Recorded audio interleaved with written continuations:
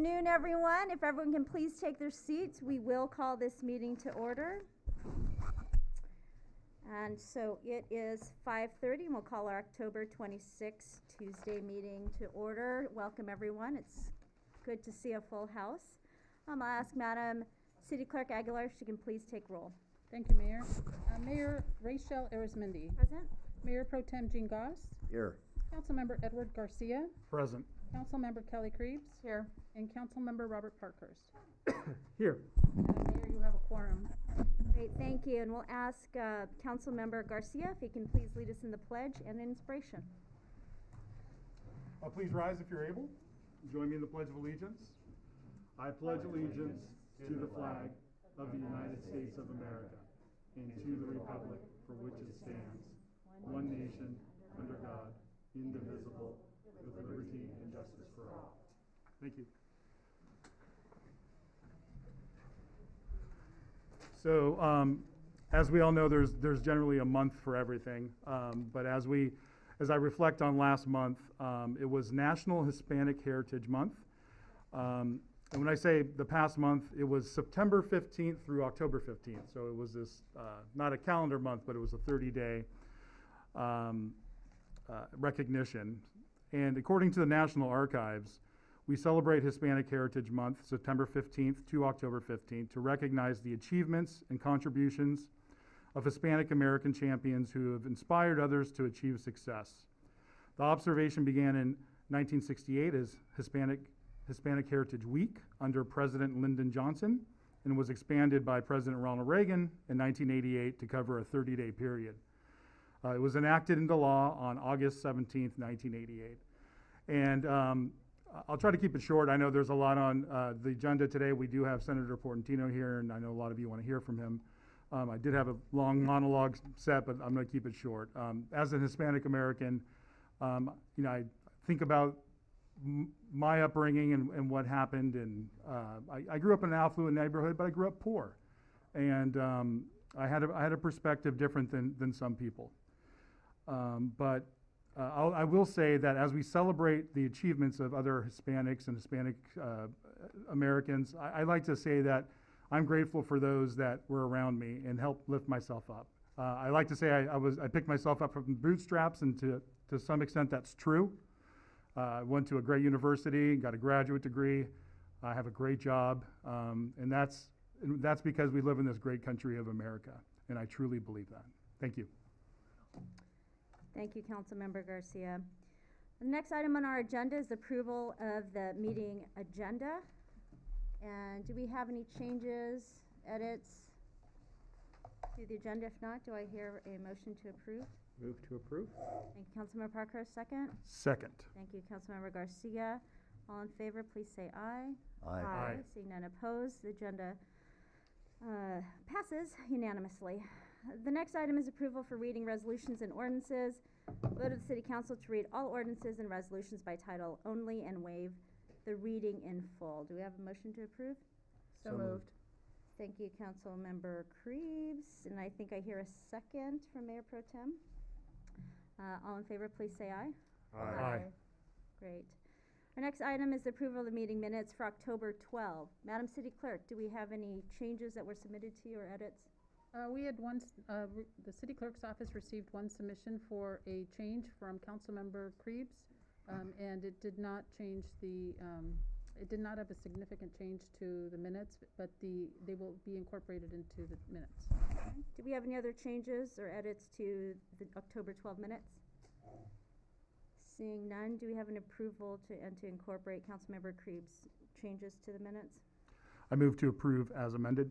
Thank you. Do we have a second? Second. Thank you. All in favor, please say aye. Aye. Okay, the next item on our agenda is Mayor and City Council reports. Who would like to start? Madam Mayor. Councilmember Creeves. So I just wanted to, it's been announced, and I know it was in this last week's newspaper, but just wanted to highlight and encourage attendance at the Chamber Winterfest and Small Business Saturday on Saturday, November 27th. That's the Saturday after Thanksgiving, and I think it's exciting that that event is back. I think they will have snow, I hear, location TBD, but all of the fun things that, most of the fun things that we have enjoyed at this event, I think will be back in person, and I think it'll be exciting to come together at that again and to support our chamber and to support all of our small businesses in town as the shopping season kicks off. I also wanted to congratulate our finance director, Hillary Garriolo Leone, because she finished the trail race first in her age category. All right.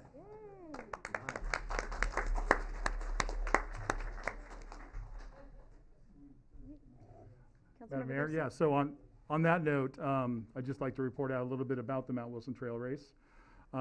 Another great event. It's generally in May, as most of you know, on Memorial Day weekend, but this year it was on October 16th. It was a wonderful event. I got there at 4:15 a.m. To see our community services department working their tails off, getting the street ready for the racers. Already at 4:15, this thing was almost already put together. Thanks to Clarissa, Rebecca, and Lauren for all their hard work.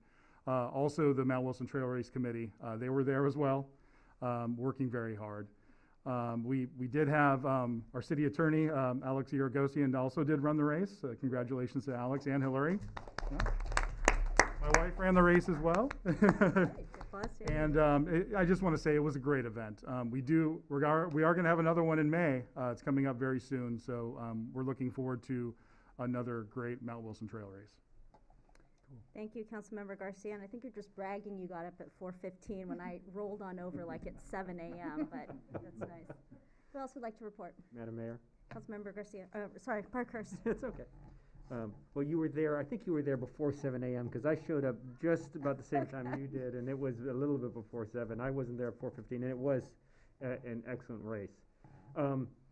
You know, a city council meeting doesn't go by without having CPA board meetings in between, and it's going really well. And some exciting news to report was that we had a solar project just come online last Friday. 100 megawatt solar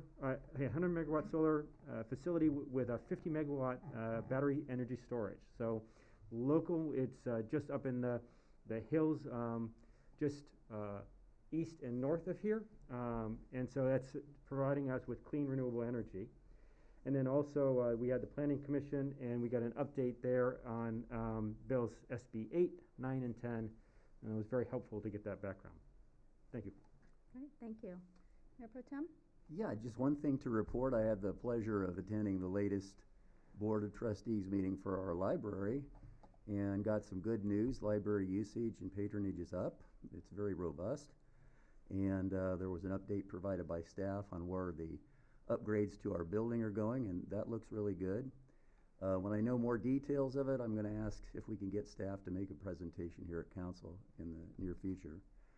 And I just wanted to thank and congratulate Lori Garza for being our interim librarian. She's stepping up when we need it. And wanted to just congratulate Susan Gallagher for doing such a fine job of running the meeting. So that's all I have. Great, thank you. I'll just echo my kudos for the Mount Wilson Trail Race. We had 250 runners, I think, compared to our 300 plus typically, but if any of you have run or walked or hiked that trail, you know how narrow it is, and that's why we limit it. So to have 250 people at this time was really amazing. And special thanks again to our staff, our Mount Wilson Trail Race Volunteer Committee. I mean, they did a phenomenal job, and all of the other volunteers throughout that race. I will share, I don't know Ralph's name. Clarissa, I'm looking at you. Do you know what Ralph's last name is? Ralph West. He is a neighbor 3 or 4 houses down. This was his 49th race that he ran, and he ran it, and I'm just amazed. I can barely walk it. So congratulations to him and Hillary and Alex for getting out there and completing it. And I didn't realize Hillary was first in her age group. And Councilmember Garcia and I were giving the awards. We didn't see you up there, Miss Finance Director. So I'll have to give that to you later. Also wanted to thank, recognize Search and Rescue. They had their 70th anniversary this past weekend. I was unable to attend, but I know it was a great turnout for both the open house and for their event in the evening, and I look forward to presenting them a certificate tomorrow night during their board meeting. One more thing about Mount Wilson, the gate is up. Have any of you seen it? It looks fantastic. So thanks to Fletcher Fund, everyone that's donated to it, and again, to all the volunteer committees. It looks really amazing. So please take a visit, hike the trail if you like, but recognize all the hard work and effort that went behind getting that gate up. So, as mayor's prerogative, I'm going to do things a little bit differently. We have 2 staff people that we have learned will be leaving us today of one, and in a couple weeks of another. And both of these individuals have been so instrumental in communicating with our community, being part of our community, and being involved in so many events. And there are a lot of staff that interact, obviously, with our residents, but if there are going to be 2 or 3 people that people know, it's going to be Clarissa Lowe and Officer Lou Arones. And we are just so thankful for their service over these years. We wish them luck in their next adventure, in their next chapter. But for those of you that don't know who they are, Clarissa has been with the city since she was 12 years old. She was a lifeguard at our city pool over the summer, and she has been so integral in so much of our community services. And the reason people know her is because she's been around for a while. I'm not going to age you, Clarissa, don't worry.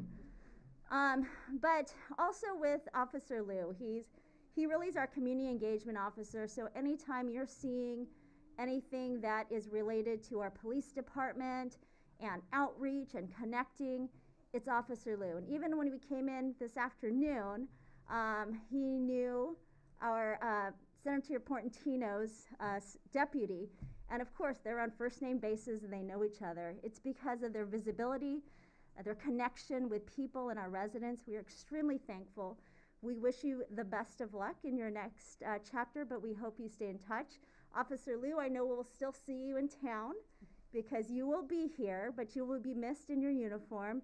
One other thing I wanted to highlight about both of them is during our Sierra Madre Thrives, when we were assisting with all the restaurants and doing the drive-throughs with the dinners, both of them were there pretty much every single week, and we can count on them to make sure they're supporting, again, not just our community, but also our businesses, and they're there volunteering their time. So thank you so much to both of you. You both will be sorely missed, and I'm hoping to do a quick photo op, and if the 2 of you can come up, I'm going to ask council if we can get on here.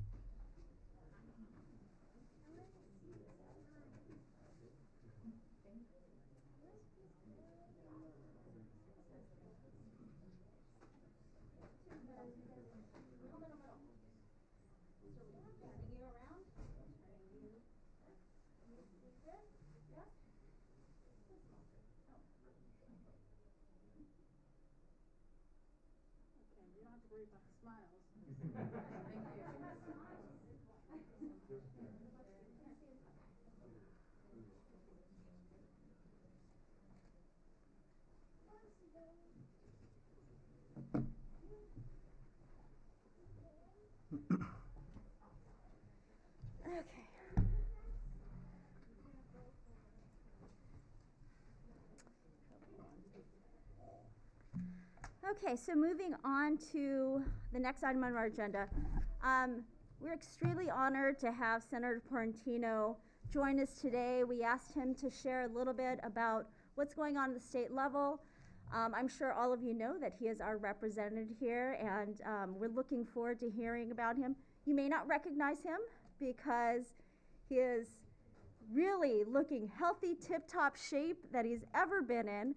And we're excited. And I'll tell a quick story. We were at, I don't remember what event it was, maybe it was 4th of July, Senator, where he had come up to me, and I did not even recognize him.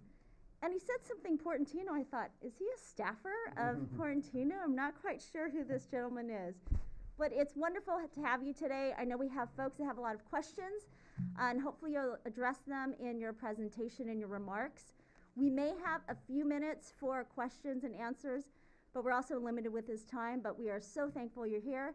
And just a quick word, I just want to thank you for a couple of areas you've really been a lead in and taking, just being in the forefront in terms of special education and the work that you did behind the suicide hotline. I know it's been extremely important to our schools and to our children, so I just want to thank you for that. Thank you. Thank you, Madam Mayor and Council and everyone. It's good to be here. I love Sierra Madre. I tell all my colleagues that I have the best district in the state of California, and they get mad at me when I say that. And I say, I'm just telling the truth. I have the best district in the state. So it's great to be here. And you all have met Declan from my office, so he's staffing me in Sierra Madre. So if you have any issues, please don't be shy. It's great to be here. Recently, we've attended a number of events. I know Declan was at the event this weekend for the 70th birthday of Search and Rescue. We just had a grant given to the Sierra Madre Playhouse.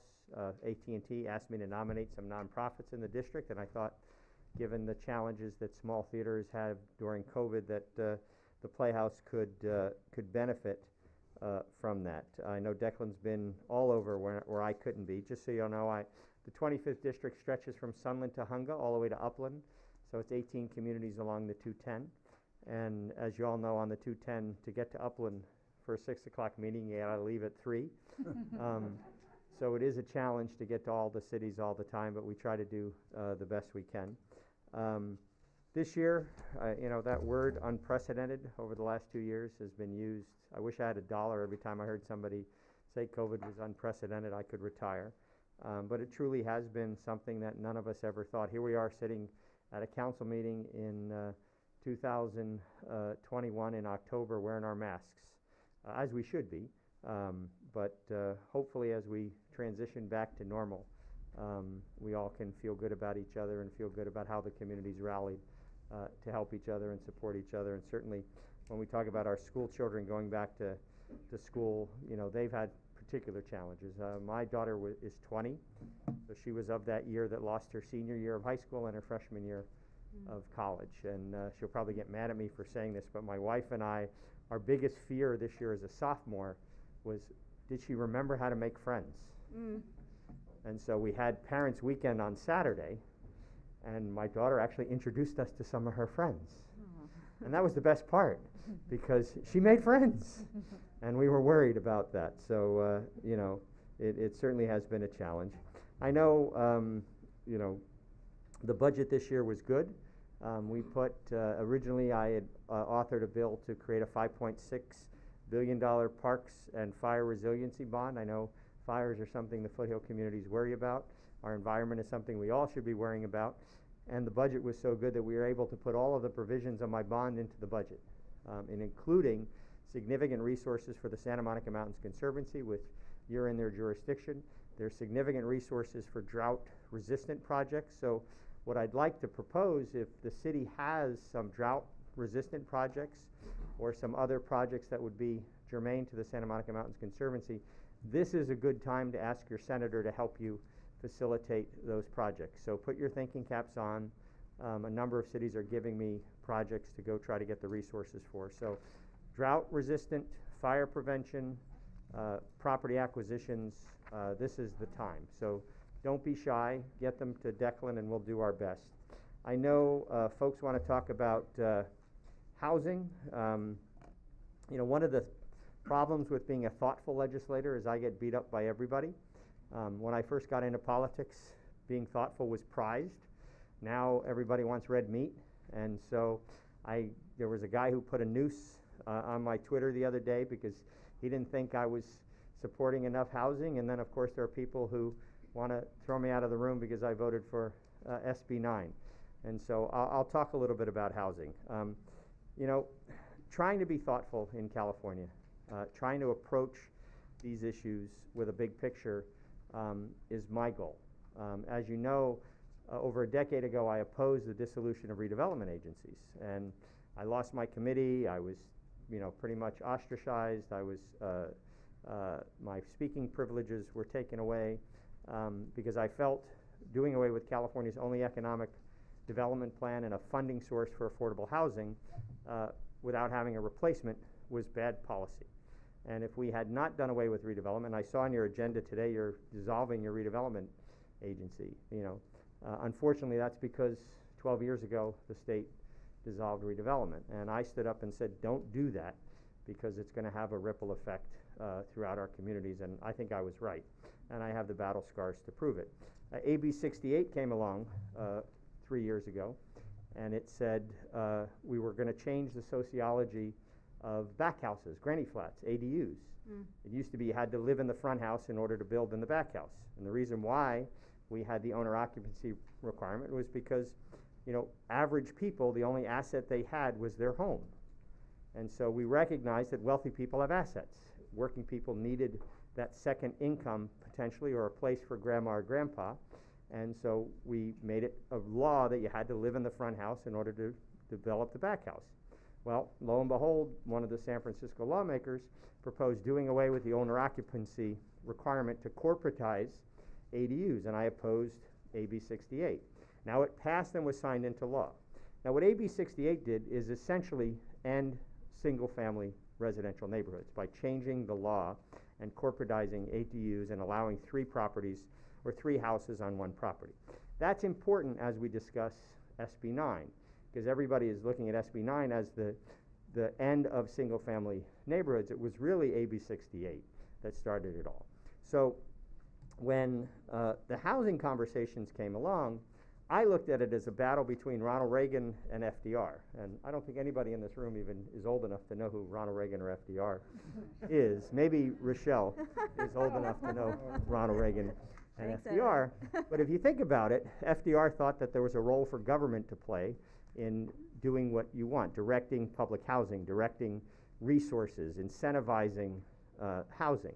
And that's the approach I have preferred through my career, which is why I introduced SB 15, because one of the things that has changed, one of the things that has disincentivized housing has been how we monetize land. Cities make more money from sales tax than they do from property tax. And so it's not really germane to Sierra Madre, but if you have a big box retailer that goes out of business, you're going to let it sit there for a decade until the next Target comes into town because you get more sales tax. So what I tried to do with SB 15 is estimate the sales tax that this dormant retail would earn over 7 years, give that to the cities to incentivize workforce housing. Very, very popular. We got $10 million in the budget to pilot the program. I prefer that approach. But lo and behold, SB 50 came along, which you all know I was responsible for holding up SB 50, and a number of us from LA County opposed SB 50 because it would have put 6-story buildings in residential neighborhoods, and again, no requirement that it be affordable housing.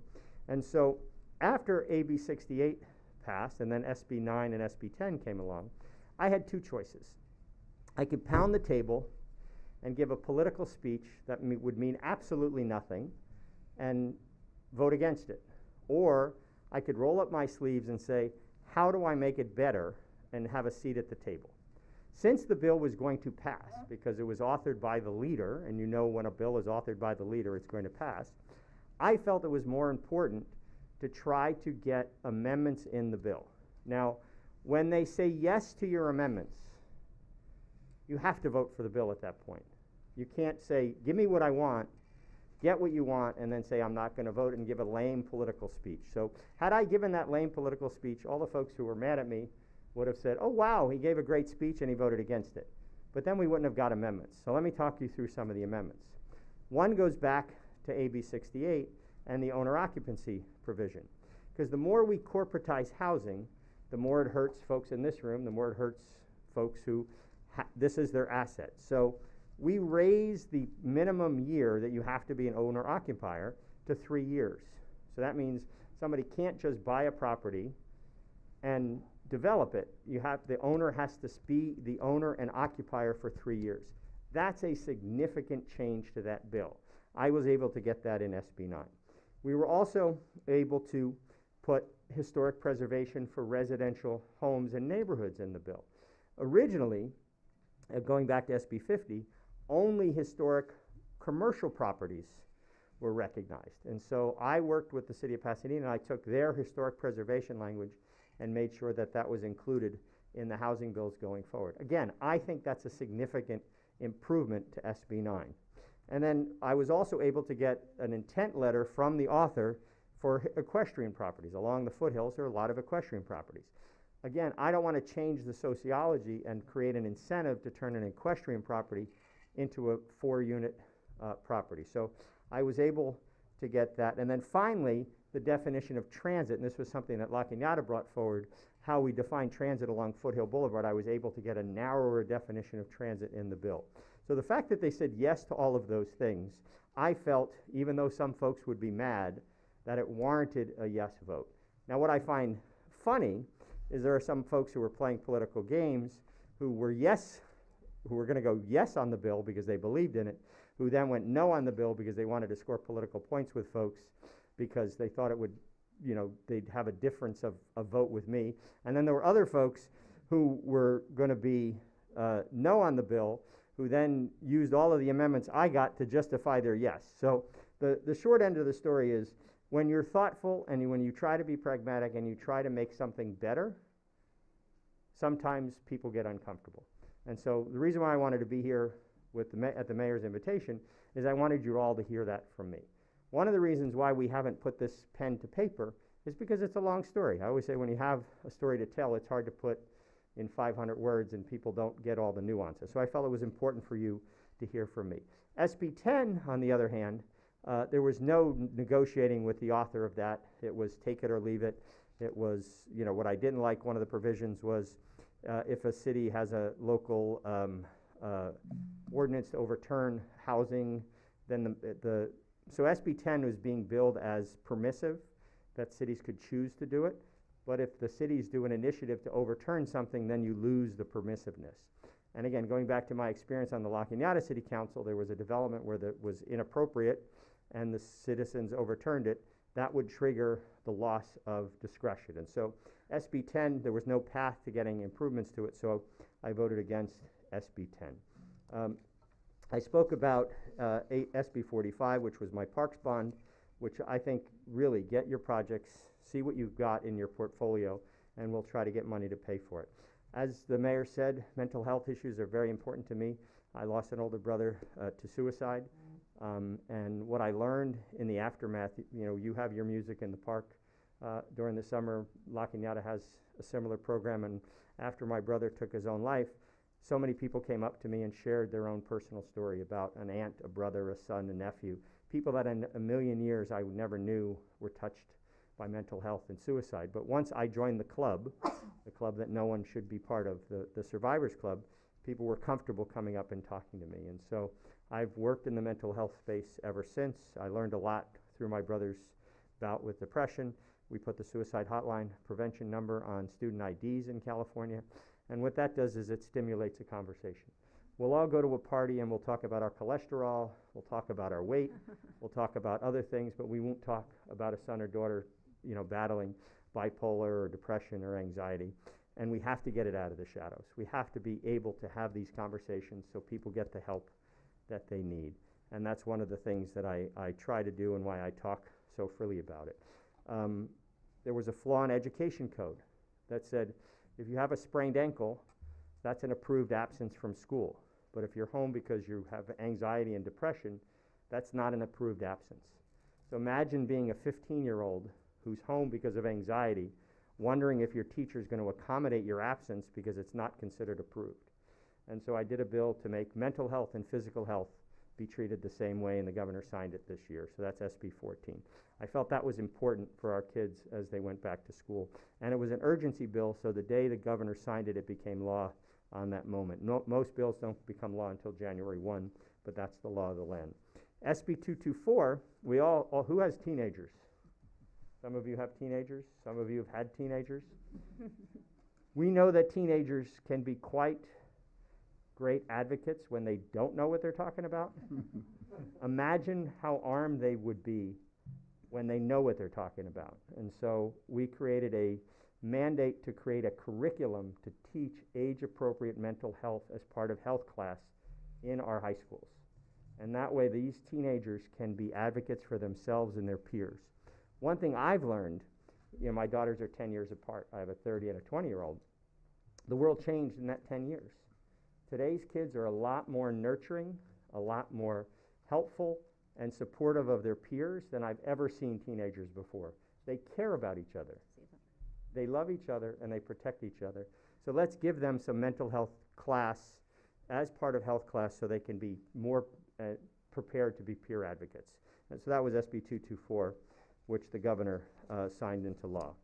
I'm a big supporter of our entertainment industry. I'm sure there's a great complement of entertainment workers that live in Sierra Madre throughout the foothills. I was able to negotiate a $330 million increase to the production tax credit in California. The current tax credit was underfunded, and so we put $90 million in for 2 years. And then all of our studio space are at capacity. Now, Gene Goss is close to 100 years old. A studio Not quite. has a 100-year life cycle. Many of the studios on the Warner Brothers lot are 100 years old. And so I put $150 million in the state budget to create a tax credit to build more sound stages. And if you think about it, that's going to have a better ripple effect than even the tax credit for the here and now, because those stages are going to have a 100-year life cycle, and those are going to be more jobs, middle class, mostly union jobs with health care benefits. And so I was able to secure $330 million for that. A couple other things that I would like to touch upon. I know Sierra Madre opposed the 710 freeway. When I got elected to the state senate in 2016, I sat down with the governor's administration and I negotiated the end of the 710 freeway, and that ended up happening. And so I was very pleased to do that. When Sierra Madre joined the coalition, that was an important step because it wasn't just about South Pass. The coalition broadened. This year I worked with the city of South Pasadena. There are 68 properties in South Pasadena that they wanted to have more say-so. So I took the control from Caltrans and gave it to the city. They had 27 historic homes that under current law you either had to use for an affordable house or turn into a museum. And so I said, why would we not sell a $3 million house or a $4 million house and use that proceeds to build more housing with the city's control? And so I created a 3-to-1 multiplier. So if the city sells a property at market rate, they can take that money at their discretion and create affordable housing elsewhere in the city. And so the governor signed SB 381. And then finally, the Poway shooting. We all remember the teenager who went into that house of worship and killed someone. And then recently in Pasadena, there was a situation where a police officer shot a man, Anthony McLean, as he got out of his car. I had actually raised the purchase age of guns in California to 21, unless you have a hunting license. That teenager had a faulty hunting license, got a gun, and went into that synagogue and shot it up. And so I created a system where now DOJ will check the validity of hunting license to make sure that guns don't fall into the wrong hands.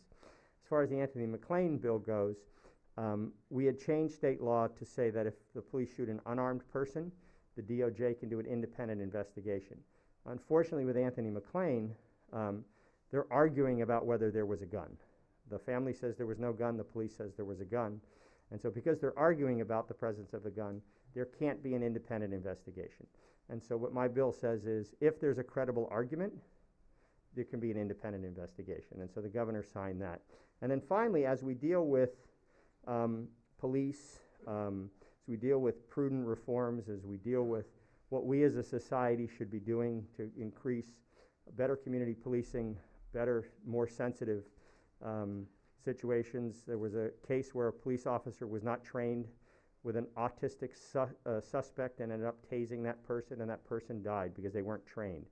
California is one of the few states in the country where you don't need to have an associate's degree or a bachelor's degree to be a police officer.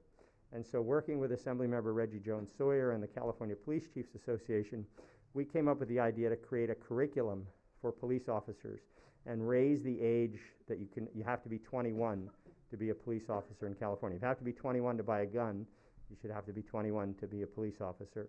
And if you're going to be dealing in communities, you should be trained, and there should be an actual curriculum to teach better sensitivity, better relations, better understanding of learning disabled suspects, autistic suspects, other forms of community policing. And so the governor signed that, and I was happy that that became law because we needed to do something.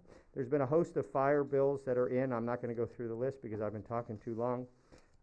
I do want to talk about dyslexia for a second. One thing that I failed on this year, which we're going to bring back next year, we don't recognize learning disabilities in early grades. Oftentimes, dyslexic children don't get discovered until high school or 8th grade or 9th grade. By then, it's much more difficult to intervene. We should be screening for learning disabilities in 1st grade, those who are predisposed to have those learning disabilities. And so I'm facing a little opposition on that. Folks don't want to actually do this 30-minute assessment. There's a study out of Texas that has 7 out of 10 inmates in a particular prison are dyslexic. So there's a huge social justice component. I mean, obviously, if my daughter had an issue, I had the ability to take her to the best pediatrician in town, but there's many families that don't have that fundamental understanding of the issue or the ability to have their children screened. And so I believe we should be screening children in 1st grade, and the data shows that it would be helpful. So with that, Madam Mayor, I probably talked longer than you wanted me to, but I felt it was important to talk about SB 9, SB 10, and also some of the mental health stuff. I love representing this community, and as you can see, not afraid to be here to get the mayor's wrath. Mayor has taken me aside on numerous occasions. Tell me what's going on. And so I'm here. People want to know. She's little, but she packs a punch. Well, Senator, thank you so much for your time, and I appreciate you not just sharing your story, but really giving the details, especially the big concerns that I know our community has expressed regarding SB 9 and 10. But there's a whole array of other bills that you have taken the lead on, and we appreciate, again, your leadership there and also your time today. And I know that we said we would allow for some questions and answering, but I also recognize that you have a time limit also. But I think you addressed most of the 9 and 10 questions. And I think it's helpful to hear, again, those amendments that you were able to push through, and then where your vote was on 10. So with that, I just, again, want to appreciate your time, and we know that Declan is always here, and we see him, but we're thankful that you were able to take the time to visit with us. And I know if there are other issues that are of concern or priority with our residents, we look forward to you communicating and being our voice in Sacramento. Absolutely. And none of you are shy, so don't be shy, and that goes for all of you out there too. And we're going to be in the park at 9 o'clock on Saturday because I just arranged the meeting, right? Where is she? Ah. All right, I'm going to be in the park at 9 a.m. on Saturday for an hour. Sheridan, if no one didn't get down. And I saw her corner you early on, so Yeah. I appreciate you taking the time to meet with So us. I'll be back at 9 a.m. with donuts. All right. Thank you, Madam Mayor. We'll Thank see you y'all. so much. Appreciate Thank your time.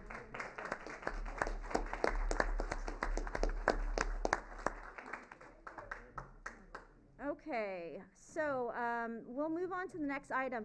So we have quite the crowd here tonight, and I'm not sure what you're all here to speak about, but I want to make sure, one, that we have comment cards that are completed. We do have some emails that were received, but I also want to make sure that we're distinguishing between two things. One is the agenda item that is the housing element, so it's the housing element subsequent EIR, and also the proposals there. That's on the agenda. If you're here to speak about the EIR related to the proposed development at the Meadows or the Monastery, that is not on the agenda. However, you're more than welcome to speak during public comment. And so the other thing I've asked Madam City Clerk to do is to distinguish between the the emails that came through. And if it is regarding the proposed development, again, at the Monastery or Belly Canyon, we're going to take those during public comment. But if your comment is specifically for housing element, that's the last item on the agenda, or sorry, it's right after consent. So if you want to save it there. So I just want to make sure everyone knows that so that you are speaking at the right time, because if it is about the proposed monastery development during housing element, I'll stop you at that point because that's not on the agenda. So if you have questions, we may have staff that can answer that, but again, we are going to use this time to comment on anything not on the agenda. And if you have a comment card, please bring it to the front, and we will open it up for public comment. And Madam City Clerk.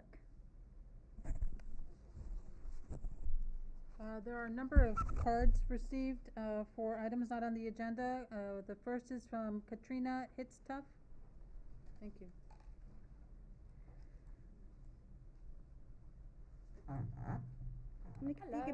Hi, if you can please state your name, and we have our 3-minute timer right there. Sure. My name is Katrina Hitztuff. I live here in Sierra Madre, up in the Upper Canyon, for those of you who are familiar. I'm here to talk about the water leaks and the road disrepair up in the Upper Canyon. I believe you've received a number of public comments. We as a neighborhood have gotten together and had conversations about it because it's really bad. To give you kind of a context of how bad it is, we have about 2 to 3 water leaks every week. In the last week, we've had 7 in the last 7 days. So that means every day we have pneumatic drills, we have water pouring out of the road, underneath the road, down the hillsides, causing a lot of erosion, causing a lot of water damage, an incredible amount of disruption for the neighborhood. This has resulted in over 150 potholes. I asked my daughter to go out and count just so I'd have some suggestion of how many they are. And when you think of potholes, these are potholes on top of potholes. And as we are aware, LA County is up there right now with all their trucks going up to the dam to do their work. You've got Southern California Edison replacing all the poles. Then there are us in the neighborhood trying to drive through that. It's a little bit like a rodeo up there. I don't know if rodeo is the right word, but it's really, really difficult to drive.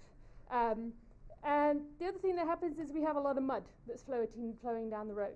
So the result of this is if you own a car, your car gets damaged, both your suspension gets damaged, your alignment is shot on a regular basis.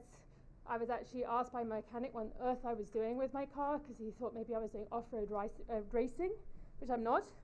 There have actually been significant injuries to people who live in the neighborhood. I'm a runner, I run up the trails. And I don't fall when I'm on the trails. I've fallen over in the neighborhood. One of my neighbors actually lost his front teeth falling over flat on his face. Another thing that's happened is on Canyon Crest specifically, where there are a lot of leaks.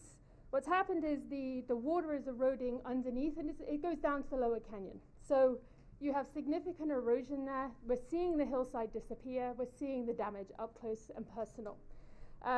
People who live along there are concerned about the foundations of their houses. They're obviously concerned about the quality of the road itself. Then add into that the constant noise of repair. So as somebody I moved up there because I love peace and quiet. I love the sound of the birds. I love all the nature, including the bears and everything else that frequent that neighborhood. Right now we are living with hours of pneumatic drills. And while we love your water department, I'm sure they have better things to do than visit us on a Saturday and a Sunday evening at 2 a.m. So that's where we are. The other thing is, so it's affected our quality of life as residents. And honestly, it's a liability for the city. When you've got people falling over and hurting themselves, you've got damage to property, both cars and to houses potentially, and the hillside basically starting to erode. It's a real issue. I have been working with the city. I should say I'm one of the block captains. I'm one of the new block captains for the Upper Canyon. And we're in the bids phase. I don't know if Chris is here, but I know that the city is working on it. But I think it's really important that you're aware of how bad it is. Thank you. And I'm sorry, your time is up. Okay. And I think there are others here there to speak about it too. I will say we did receive numerous emails and correspondence, so I know the neighborhood did a very good job in organizing folks to speak, and I'm glad you had spoke to Director Semino. We did have the plans designed, and that it doesn't, again, address some of the issues you've been going through, just, again, with cars and individuals that are getting hurt, and I'm so sorry to hear that. I'm glad you brought the issue to us. It is one of our top priorities right now. So the plans are designed. We completed the bid process yesterday. We are projecting to break ground in mid-December. I know which is still a while, but because of the bid process, it's taking a bit of time. We will be reaching out to all of the area residents once the project is awarded. I'm not sure how we can mitigate at this point, but I will check in with staff to see if there's anything we can do in the meantime, since we have still a month or so, maybe a month and a half until we break ground. Can I give one suggestion? Please. So we have been talking to the city about what to do in the meantime. And really what happens is, because you have all these trucks going over the road on a regular basis, every time the potholes are filled in, trucks go over, and it's because the potholes haven't been compacted. So if, when the potholes are at least fixed, if they could actually compact those potholes, then the surface of the road would be a lot flatter, at least in the short term. That's something, a very short-term thing that could really help, actually, and reduce the risk to people. Thank you, and thank you for bringing the issue to our attention. And I know Director Semino is listening intently, and will definitely get back to those that have communicated with us, not only when the project is awarded, but maybe what we can do again to mitigate the issue in the meantime. So, Madam City Clerk. And on this topic, Madam Mayor, the city received 4 emails, a very similar fashion, describing what was just described by the previous speaker. Okay, thank you. The next speaker is Nancy Beckham.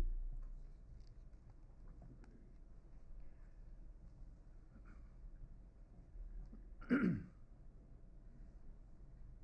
having a hard time breathing in this today. I don't know why. I'm having a hard time breathing today. No, it's okay. I think it's better, so. This is Bailey Canyon.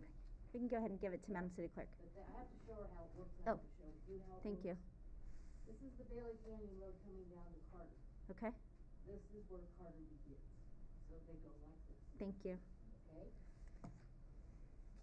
And you will-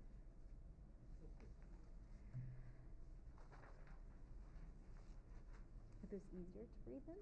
I don't think so. These are, but I'm having like.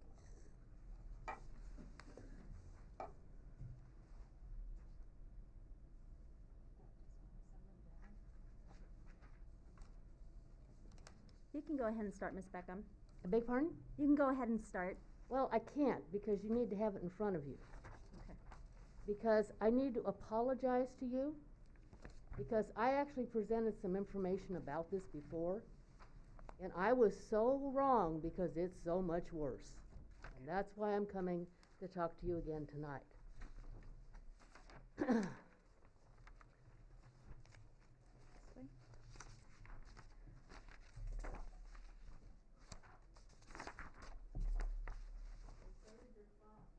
Well, they can stop it. We'll go ahead and reset it if you want to go ahead and start Go now. ahead and reset it. Thanks. Thanks, Oscar. Because on top of it, it's time that the people that are sitting here also see these maps.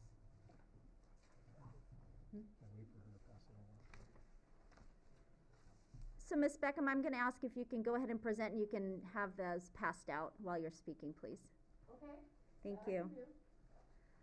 If you look at the plate map, She needs to be in the microphone. which is Yeah. this one, it shows you the roads up on Bailey Canyon. Oh, thank you very much. Stephanie map. And so, Ms. Beckham, we'll start your clock again so you can be at the microphone, and we'll Okay. have you start now, please. But I have a blaring voice, so you don't need to worry me in the microphone. This is Bailey Canyon everybody. Coming down from the top, and you come out at the Carter Gate. That road is 46 feet wide at the top. It's 2 lanes. As it comes down, a 12% grade. It's not a 9% grade, it's a 12% grade, which is very, very steep. And as you come down, the road narrows until you get down to the bottom, which is, the road is then 44 feet in width. So not only do you have a grade, which is 12% going down that hill, you also have it narrowing, and then you have to do a 90-degree turn. When you get to the Carter Gate, the road is 20 feet wide. That's it. The developer is planning to just open the gate. The road is not large enough for 2 lanes of traffic. The requirement in the city is a 30-foot wide street. they can't find the land because the county won't sell them land for, from Bailey Canyon. It's an accident waiting to happen. But I think you all should take a really good look, because this is the plate map of what Carter looks like. It shows, starting at the bottom, 46 feet at the top, coming down to 44 feet, your 90-degree turn to the gate. Then you've got the 20-foot road. It actually shows the measurement showing 25 feet, but that's 2.5 feet of dirt on either side. There's no sidewalk, there's no pedestrian crossing, there's no bike path, there's nothing. The developer is planning to redo the street. They're not planning to widen it, but this is what they're planning to do. And in terms of a safety issue for people walking dogs or walking there, Jonathan Frankel, who is the project manager for this thing, was very proud to tell me that the park that they're planning to put in has more parking. So people can park at the park and walk over to Bailey Canyon and then go in Bailey Canyon. The problem is, you now take a park that's over here, and it's on your plate map. It's this thing right over here. There's a parking lot. So you now add pedestrians and kids and dogs. And then you walk out and get into Bailey Canyon. But you now got cars coming down at 12% grade, and you got 20 feet worth of width on Carter. It's a real mess.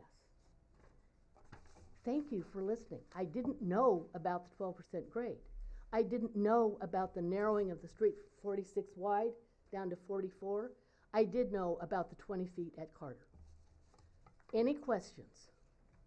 No, this is a lot to digest, but thank you for I know, providing handouts. it's a lot to digest.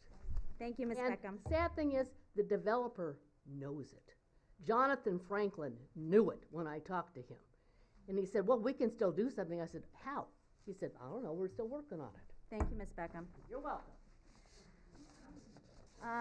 Madam City Clerk, do we have the next card? Yes, ma'am. For items not on the agenda, Jim Loving.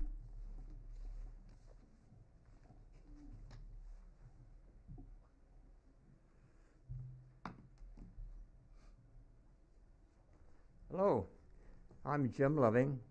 We live at 635 Fairview Avenue. We live there as of October the 9th, just past 30 years. Fairview is the first street when you come out of the monastery. We're the first cross street. And it's a lovely community, you know, a lovely area. We're very happy there. One of my concerns is, if this goes through, we're going to build at least 40 homes up there. 40 homes means 2 cars per house. That's 80 additional cars coming up and down, across Fairview, down the other streets, and filling our shopping area in downtown Sierra Madre with an additional up to 80 cars. That is a lot of additional traffic. Moving on. Since we've been there 30 years, my concern is we've had a wonderful increase in the value of our home. Everybody has that lives in Sierra Madre. With the addition of these 41 homes, is that going to hurt our land value, or is it going to increase it? My concern is it's going to diminish the value of our home, because you have all these, some 40 or 41 homes right behind us. That's going to diminish the value of our property. And that's a major concern. The other concern is I have, and it's probably not fair, I wonder if a decision has already been made to allow it, and this is just a moot point. We don't know. Hopefully that's not true. Hopefully you will hear the concerns of the citizens and do something to stop this, what I consider to be an invasion in our territory, our community. Thank you. Thank you, Mr. Loving. Next card. For items not on the agenda, Alex Arrieta.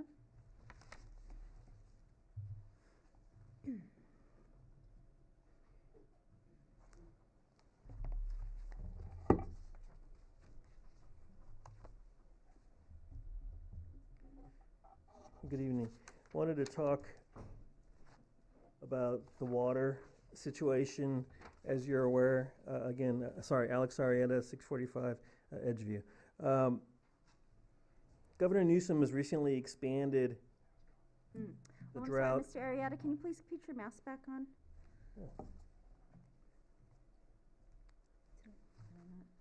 Governor Newsom has recently expanded the drought here in California, following the second driest year on record and with near record low storage in California's largest reservoirs. He issued a proclamation extending the drought emergency statewide and further urging Californians to step up their water conservation efforts. I'm calling that out because water is one of the significant issues that this new project will create. And what did we hear in a planning commission meeting about a month ago is we heard that even if the developer were to give the money to purchase the water for 50 years, as New Urban West has been indicating in their marketing materials for the past 18 months, it's not possible because the water is not there. Our own city manager indicated that. The water is not there. And it's problematic for the project, it's problematic for the city of Sierra Madre. Now, of recent, there's a new tact in terms of net zero water and the fallacy around that. It's not a legitimate solution, it's not credible. So now what the approach is going to be is the developer will pay the city to repair leaky pipes across the city of Sierra Madre, hoping to save water. And it's concerning because now we're in midstream, and with net zero water being disclosed as not viable, it's not a real solution, it's not feasible for the developer to then come out and say, well, we'll just come up with a different way to get the net zero water. So question is, what's next? And what's going to be the next strategy that they're going to put out when this one also turns out to be not viable? So I'm calling that out because all of you are going to be evaluating this as part of the DIR, and it's one of the most important solutions or you're going to have to work through, because the water situation with Governor Newsom's most recent declaration is getting worse. It's not getting better. And the addition of 42 homes is only going to compound that. There is a common review period for the SEIR and DIR of 49 days. Some 4,000 pages of data that residents had to review to make their comments for the DIR and the SEIR. Quite the admirable thing that the citizens did, but it was humongous, and I think it was unreasonable to release those two simultaneously and then expect the residents to be able to weigh in with credible input, which they still did. They still stepped up to do that. Thank you, Mr. Arietta. But it was unacceptable in terms of the timing. And if we can ask if we can do a wipe down of the podium, I know we have done that before, and if we can find that, please. And as we're finding that, Madam City Clerk, who would be next in the queue? There are no more speaker cards. There were some emails received. It looks like we have one speaker card here. And if you,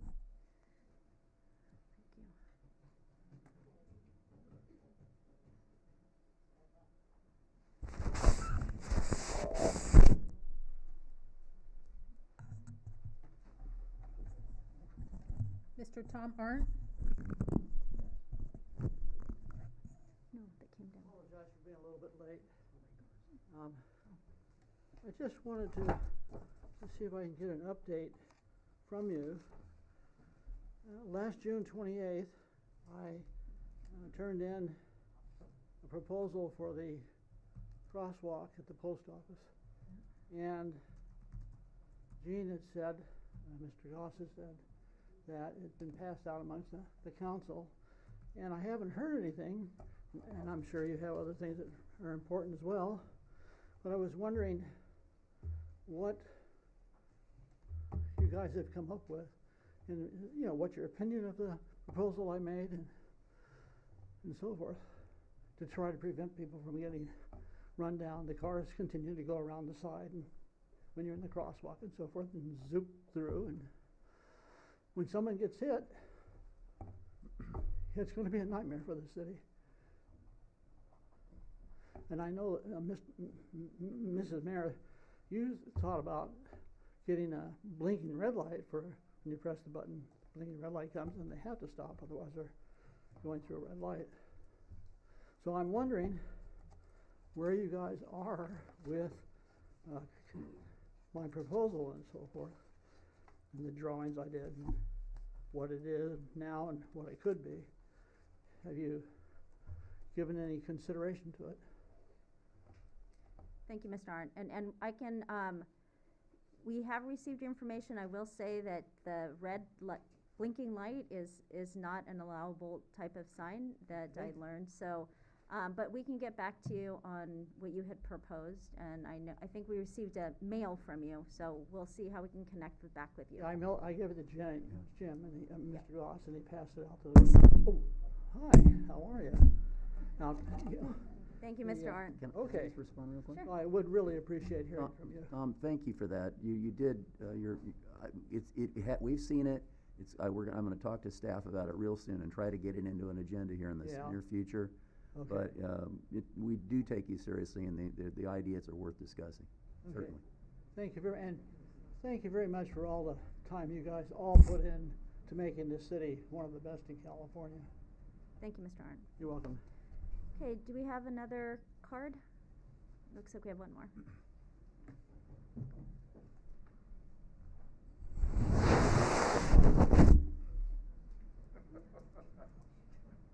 had already turned one in. Hi, good evening. I'm Maria Carafilis. I live at 642 Fairview. I've been a resident of Sierra Madre for over 21 years, and I'm here to speak on the SEIR along with others. And I have a couple of points to make. I'm concerned that many of us feel that we have not been persuaded that the Meadows is indeed our best option. We've been told it's not our best option, but I don't feel that that has been adequately demonstrated, and we would like to explore other possibilities that seem to be taken off the table. I'm very concerned about a number of the omissions and changes to the SEIR. The most important one for me that I want to talk about today are the changes in the fire safety element. And so I'm going to put a pause there. I think you're referring to the draft, the housing element, subsequent, and that is on the agenda, so that is something that you can comment on later on in the agenda. Oh, okay. So that comes later? Right, that's an agenda item. Yeah, and I clarified that earlier. There's two things that I think are getting intermixed and overlapped. One is the EIR for the monastery proposed development, which is the Meadows, and that's what people are commenting on now. Right. And then the draft, or the EIR for the housing element is on the agenda, and you're more than welcome to come back when that item comes up. Okay, so I'm talking about the SEIR. Right, correct. Okay. Subsequent. Then I will see you soon. Thank you. Okay, Madam City Clerk, do we have any other cards and or emails that were for public comment? There are no other cards that were submitted. There were 6 additional emails that were received. Oh, yes, if you can share what they are. I know there are some that were templates, so if you can share what the content was and read one of them, please, and then read all of the names of those that submitted. Yes, there were 3 emails received on the secondhand smoke and multi-unit housing, and the emails were received from Dr. Mary Doyle, from Colette Monell, and from Mary Monahan. Dr. Mary Doyle email reads that she lives on West Sierra Madre Boulevard and is a member of the Clean Air Sierra Madre Coalition. She's appeared before the City Council on 2 recent occasions to raise awareness of the dangers of drifting smoke of any kind, cigarettes, e-cigarettes, and cannabis, particularly for those who live in or share a boundary with multi-unit housing. She thanks the Council for taking this issue seriously and for considering a request to draft a city ordinance to prohibit the use of such products in and around multi-unit housing. The request is to issue on this issue is to remain on the city council's agenda and that meaningful progress be made in drafting an ordinance. And she is also available to assist the city manager and city staff with whatever research is required. And the 2 subsequent emails were of similar content. Thank you. And there were 4 additional emails received. One email is from Janet Manalo, and her email is on questions regarding Alverno Heights Academy. And the question is in regards to the structure on the corner of Wilson and Grandview. If I understand the architectural plans correctly, the building identified as a cottage will become art classrooms. Currently, an elderly couple reside there, and they had no idea that it was being changed. So, if indeed he and his wife are fortunate enough to remain in the cottage, I hope someone provides him with a clear picture of the intended changes. If he has to move, someone needs to explain the situation and needs to find this couple suitable living arrangements. Thank you. And then the 3 remaining emails are regarding opposition to the Monastery Housing Development Project. Those emails are received from Steve Hogren, from Susan Wallace, and from Shelby Moser. And these are not template letters. Okay, so if you can read one and highlight some of the other differences from the others, please. Yes, ma'am. Susan Wallace's email is, my parents moved into Sierra Madre 70 years ago. I grew up in the Canyon. I still live here in town. I had a business here for the last 20 years. My daughter and granddaughter have brought up in this unique community. I feel compelled as a lifelong resident to let you know my feelings about the development project. It feels so destructive to me to let a developer build 42 new homes so close to the mountains. Taking into consideration the threat of environmental climate changes, water shortages, high fire zone, and removal of 100 trees, not to mention our wildlife. The developer has all the answers to these questions, but it is just rehearsed talk to their advantage. Previous Sierra Madre councils have been so careful in the past with the development of this town. Please reconsider and do what is right for our community, and don't let such a destructive project happen. The monastery likes to call it the Meadows, but the Meadows will be gone. And then the other 2 emails are also in opposition. One email from Steve Hogram proposes that the city buy the land and that it is funded by the Sierra Madre taxpayers. And his proposal is that this be put on a ballot initiative so that the citizens can pay for the tax revenue that would be lost to Sierra Madre. And then the 3rd email is from Shelby Moser, and she expresses her concerns as fire hazards, water, and traffic. All of the emails that were received were forwarded to the City Council prior to the meeting and have been reviewed and entered into public comment. Great, thank you, Madam City Clerk. One comment I'd like to share is that on November 4, our Planning Commission will be addressing the traffic regarding the proposed development at the Bailey Canyon, at the Bailey Meadows Monastery development. So if you're interested in attending that, again, that's November 4. And then I'll just reiterate what we've been saying at the meetings is no decision has been made. This has been part of the process as we review the EIR and the comments that are coming in for the proposed development. Okay, so for the next item.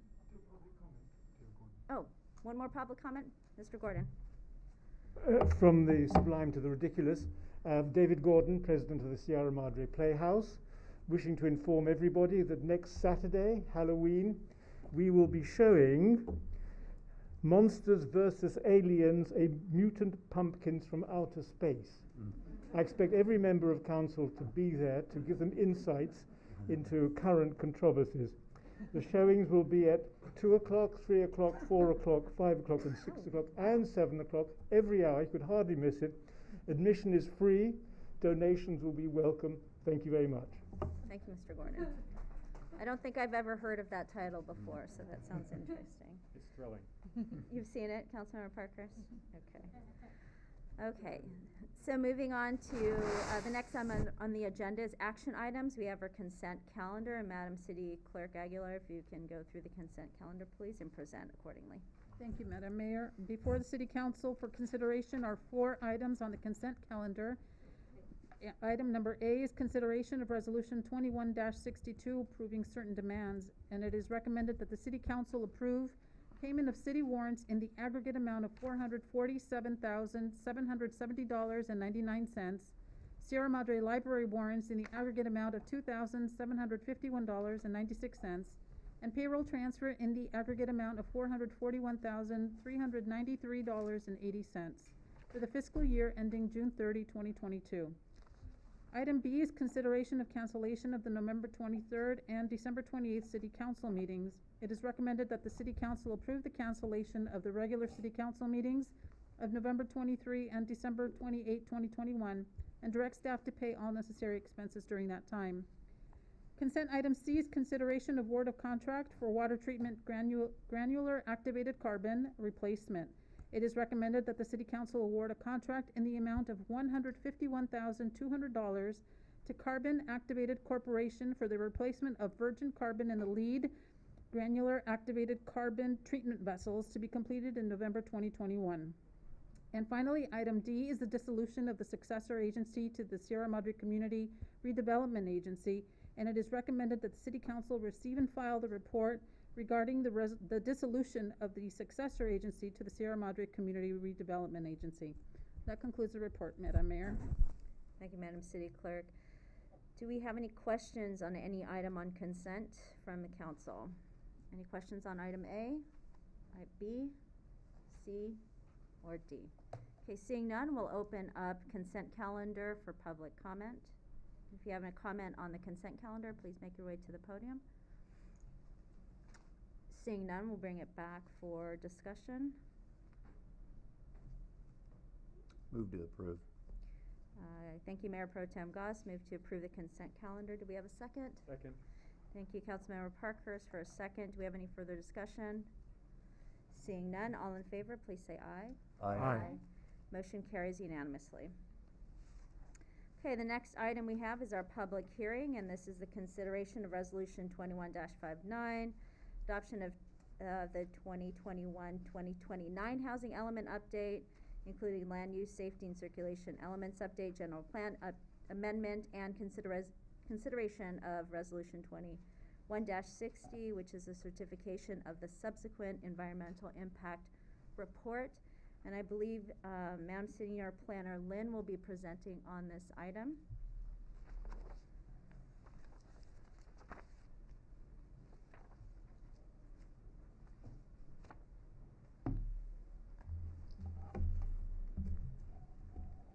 Good evening, Madam Mayor and members of the council.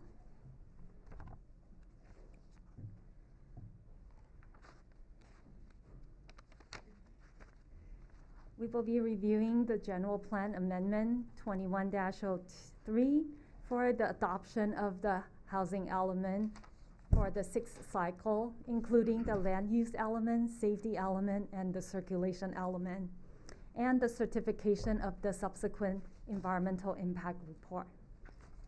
For the housing element update, housing element is one of our 7 elements in our general plan, and the housing element update is a state mandate process for every local jurisdictions to update its housing element for within its jurisdiction, and to plan for the housing production in the next 8-year cycle. It is an independent process from any private development projects, such as the Meadows project at the Madre de la Rosa Retreat Center. The Meadows project will have its own independent review process and a environmental impact report. And also it will be discussed at a separate public hearing that is scheduled in 2022. So with that, here is an overview for the presentation this evening. We will start with housing element update and invite our housing element consultant, Ms. Karen Warner of Karen Warner Associate, to discuss the state mandate updates, regional housing need allocation, the rezone sites to accommodate RENA, including the multifamily residential infill, and also the housing on congregational land. She will also discuss the revision that is required by the HCDs and in response to their comments to address affirmatively furthering fair housing. Then we'll move on to other element update that is required by state law. The land use element, safety element, and circulation element. Then we'll invite our environmental consultant, Mr. Curtis Zacuto of Eco Tierra, to discuss about CEQA requirements and the final subsequent environmental impact report. Lastly, it'll be the staff recommendation and city council action. Now I'll turn it over to Karen.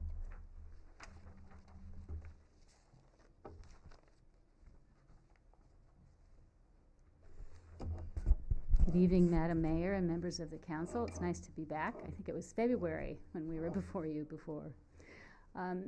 So the housing element has 5 goals. We've carried over these goals from your existing element. They span from ensuring your existing housing stock is well maintained, facilitating new housing to meet a range of housing needs, removing governmental constraints to housing production, promoting equal opportunities for all residents, and promoting environmental sustainability. The Regional Housing Needs Assessment, or RHNA, is the housing growth projections that come down from the state and then are... Sorry, Karen, can you please put your mask on? Thank you. Okay, thank you. The Regional Housing Needs Assessment, or RHNA, are the housing growth projections that come down from the state and are allocated to jurisdictions via SCAG. And Sierra Madre's RHNA allocation for the 8-year planning period is for a total of 204 units. So a big part of this effort was looking at sites where we can accommodate 204 units. And you can see for the very low and low income RHNA, we need to have densities of at least 20 units an acre. So we were we uncovered every rock and every stone, every corner of the city to try to identify sites for the RHNA. And this is a map that shows the sites that we ended up with some changes that I'll talk about in a moment. But we were successful in distributing these sites geographically throughout the community, so they're not, overly concentrated. And again, the housing element is providing the opportunity and the zoning, but it's not in any way, mandating that development occur on these sites. So this is the summary table, and I wish I had a pointer, I forgot mine, that shows how we are addressing your RHNA. So we start out with what do we have under existing zoning. We have an approved project with Stonegate, we have a potential project with the Meadows, and we have accessory dwelling units. So we get to project the number of ADUs that we anticipate over the planning period, which is, we're looking at about 12 a year. And we get to distribute those by income category as SCAG has done the affordability analysis. So when we total all those up, you can see that we end up with a shortfall in your RHNA for 53 units at the very low and low income level and 33 units at the moderate income level. So we looked, as I said, every corner of the city to identify sites for, again, minimum 20 unit and acre densities. And we were able to identify enough for 74 additional units. And then we also looked at the concept of a religious housing overlay on church sites. And this is something that jurisdictions are starting to look at as congregations have excess land, excess parking, opportunities for shared parking where housing can be accommodated and generate some income for the congregation. So when we incorporated these rezone sites, we end up with just enough to cover your RENA. We received a comment letter from the State Department of Housing and Community Development, which is, the practice. You send the draft up there, and they review it after 60 days and give you comments. We've responded to all those comments, and those revisions are up at the state now. Just to quickly highlight a few of the comments that were in the letter, there was affirmatively furthering fair housing is a new requirement in the element, and they had additional comments on how we're addressing that. They wanted us to, they thought we were a little overly optimistic on our ADU projections, so we reduced those from 15 to 12 a year. They were concerned that the city's current capacity for 8 beds for emergency shelters was a constraint, so we increased that. They were concerned that limiting community care facilities with 6 or more to excluding them from single-family residential zones and requiring a conditional use permit is a constraint to persons with disabilities. Because our first 2 sites are basically entire blocks with individual parcels and individual owners, they wanted a lot consolidation program to encourage lots, to be combined to make development more viable. And then lastly, they wanted us to include a housing replacement program consistent with state law. So the multifamily sites, and I'm sure that you've seen these before. We have 4 sites that we've identified for increased zoning. 2 of them are at the R330, which will be a new zoning category. The zoning ordinance amendments are going to follow the housing element. The Planning Commission is going to work with the urban design consultants and fine-tune the development standards on those. But essentially we're having 2 new zoning categories, one at 20 units an acre and one at 30 units an acre. And this just provides an example of some of the higher density housing in Sierra Madre that you wouldn't really think is, as high as it is. So Wisteria Garden Apartments is 29 units an acre, Sierra Vista Senior is 43, and then Kensington is 40. And then the religious housing overlay, we started out with 4 congregations. 2 of the congregations were not interested. So we did take those out of the housing element, but we're still able to accommodate at least 51 units through this religious housing overlay. And this just shows an example of 2 recent approved projects on church sites in Orange County. Both of these are senior projects that are being developed on church sites. And then just as a reminder why it's important that we get the state's approval of the element, it gives the city a presumption of legal validity in the courts. There's a loss of local control if you don't have a state-approved element. There's potential settlement agreements with litigants, and that can mean money for the city, mandatory rezonings, affordable production requirements. A state-approved element protects from attorney general litigation. You maintain eligibility for state housing funds, and you don't face a RENA carryover into your next cycle element. And then lastly, just to reiterate that the housing element does not require the units to be developed on the sites that we've identified. The housing element itself doesn't provide funding. It provides the city's eligibility for state funds, and it doesn't authorize construction on housing element sites. So with that, I will turn it back to Claire.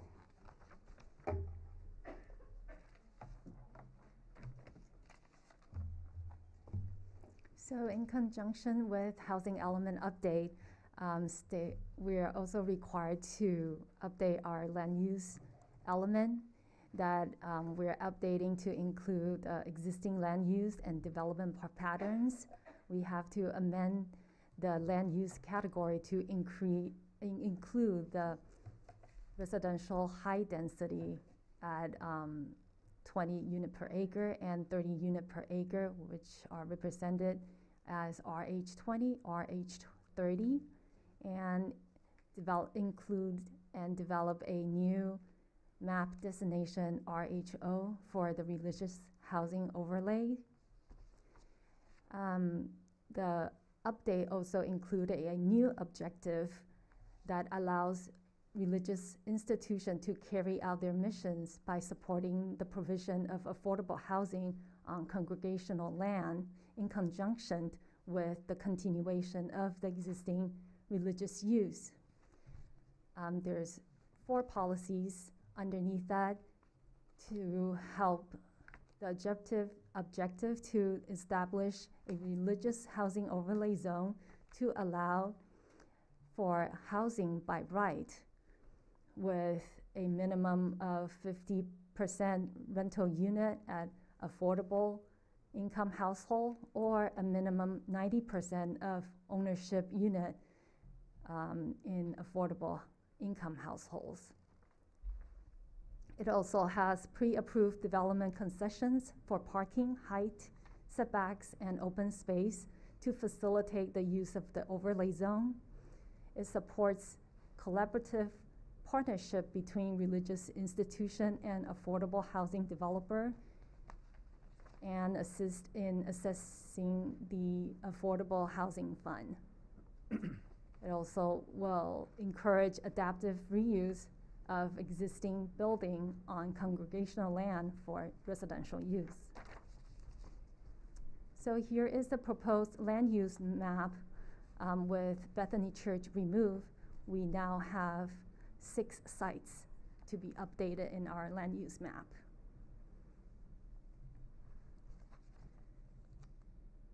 Safety element also needs to be updated because of the Assembly Bill 2140 that requires city to adopt a local hazard mitigation plan along with safety element updates. City of Sierra Madre has adopted the Sierra Madre Hazard Mitigation Plan in January 2020.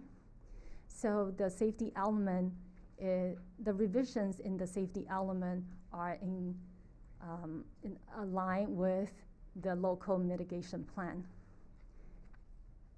SB 1000 requires cities that are adopting 2 or more elements of the general plan to adopt a environmental justice element. City of Sierra Madre is screened out per the California Environmental Protection Agency's screening tool, so the city does not require to adopt a new element under the environmental justice. Lastly, the safety element is currently submitted to CAL FIRE under the review of Department of Forestry and the Department of Conservation. Circulation element also needs to be adopted and updated to reflect the vehicle mile travel thresholds that was adopted by the city in 2020, also required by the Senate Bill 743. It incorporates the new dedicated bike routes on Baldwin Avenue and Sierra Madre Boulevard. It also updates the local transit network to include the Metro Micro, the on-demand ride-sharing services, and eliminate the fixed bus route that we had. Next, I will invite our environmental consultant, Curtis, to speak about the CEQA purposes and the subsequent environmental impact report. Good evening, Mayor, Council. I'm Curtis Sakudo. I'm principal with EcoTR Consulting. And there are 3 main objectives for the purpose of CEQA, which we have up on the screen, which is First one is to disclose the significant environmental effects of proposed actions to the public and decision makers. Secondly, identify ways to avoid or reduce environmental effects through mitigation measures or alternatives. And three, to enhance the public participation in the planning and environmental review process.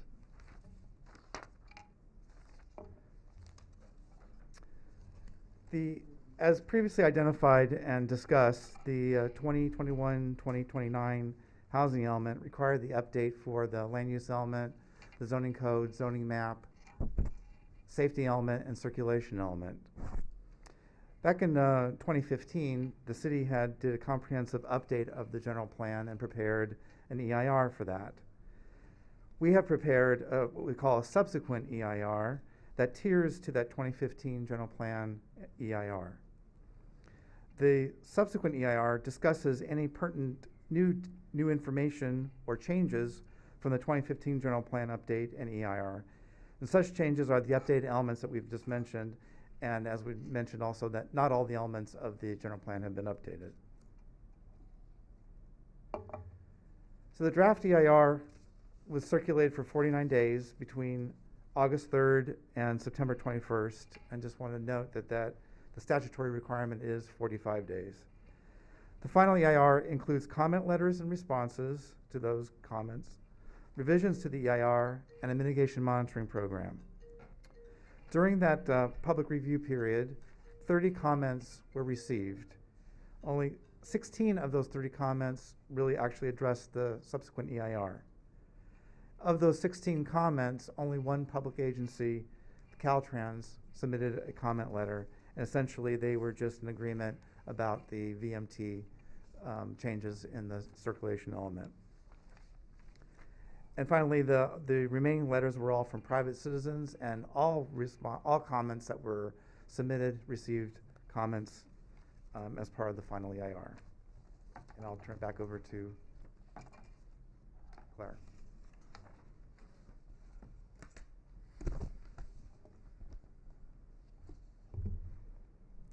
So with that, staff is recommending that the City Council adopt the sixth cycle for year 2021 to 2029 housing element update, the general plan amendment that includes the land use element, safety element, and circulation element, and certify the final subsequent environmental impact report, and direct staff to continue to work on the zoning ordinance and the zone change for the residential high density and religious housing overlay sites. That concludes our presentation, and happy to answer any questions you might have. Thank you, Planner Lynn, and for all those that presented today. Council, do we have any questions either for Planner Lynn or anyone else that's presented today? Madam Mayor? Councilmember Parkhurst. I have a couple of questions. So the first question I think is for the city attorney, and if we don't get our housing element in, what are some of the legal challenges we have, particularly around permitting authority and financial penalties? How big could the financial penalties be, and what could happen on the permitting authority? Thank you for that question, council member. So there have been a lot of changes in state law recently. A lot of those changes revolve around enforcement of the housing element. The state's main focus, one of its main focuses in promoting housing has been not just requiring new requirements in the housing element, but making sure that those are enforced, because in prior years they weren't enforced. So to answer your question, with respect to a loss of permitting authority, courts have authority to take local government residential and non-residential permit authority to bring the jurisdiction's general plan and housing element into substantial compliance with state law. The court may suspend the locality's authority to issue building permits or grant zoning changes, variances, or subdivision map approvals. Financial penalties include the local governments may be subject to court-issued judgments directing jurisdictions to bring the housing element into substantial compliance with state housing law. If the jurisdiction fails to do so, they face a $100,000 per month fine. And those are just financial penalties and permitting issues. There are a number of other issues, including the court can establish a receiver. The receiver will basically take over the role of the city council and begin making changes to the housing element that the city council refused to do in order to bring it into compliance. There are streamlined ministerial approval processes in place. So if the city fails to approve a project, state HCD may rezone and approve projects on its own and take that authority away from the city until the housing element is in compliance. And then there's also, of course, legal suits that could follow if the Attorney General decides to pursue a cause of action against the city for having a non-compliant housing element. Most recently, a law was passed in this last legislative session that allows HCD to contract with private attorneys as well if the Attorney General decides not to pursue litigation. So now HCD, if the HCD disagrees with the Attorney General's determination, it can go to a private counsel and have the private counsel pursue a cause of action against the city, to name a few. Thank you. So if we just were to stick this in the drawer and ignore it, we would be subject to significant fines and potential legal action and loss of local control. Yes, we've already passed the deadline. The deadline was October 15th. We are currently in the grace period allowed under state law. The grace period is for 120 days. If we pass that 120-day mark, the enforcement begins. I have a couple more Sure, quick smaller questions. I think this is for Planner Lynn. So I have a question on the term natural open space, and I just want to clarify a couple things. In the general plan under the land use and water conservation section, does it talk about natural open space? Does it talk about the definition of that term? Yes, I believe in our general plan, it has a definition for natural open space versus constructed open space. So I'm looking at in our packet tonight, and it's on page 108, it's page 24 of the general plan. So this is the general plan that was approved in 2015, is that correct? That's correct, Councilman. And it says in there, it says natural open space is the most precious and it cannot be replaced or lost, and that natural open space means undeveloped natural areas conserved for their wildland and characteristics. That's correct. In Exhibit A, there's table 6.1, in the finding of facts, table 1.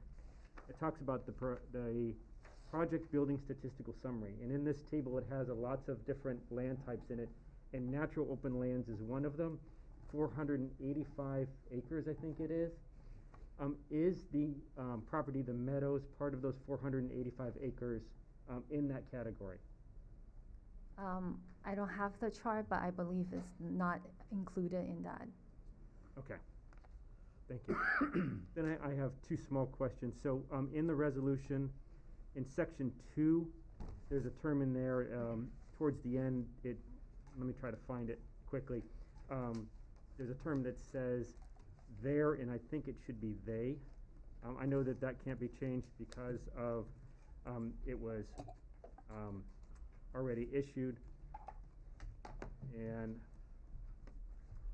I can find it and read it out in a minute. I don't want to take up time here. And then I think that the last question I have, there's Exhibit A in the findings of fact. Well, first a question on the findings of fact. Can we change the finding of facts at all? So Exhibit A reference to the 2015 General Plan EIR. Those cannot be changed. Okay.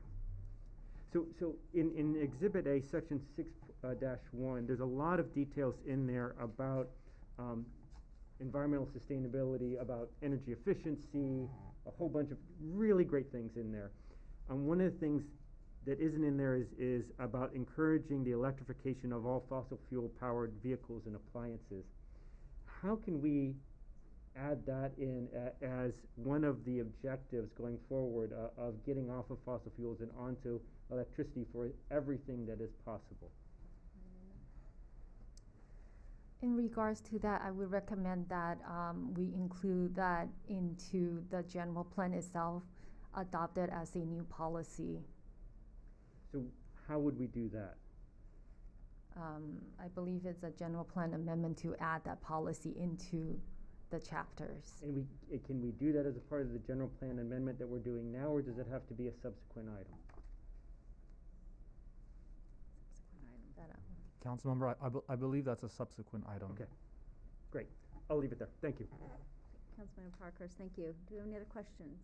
Madam Mayor? Councilmember Garcia. Yeah, I heard something for the first time from Deputy City Attorney, or City Attorney, regarding the private attorneys.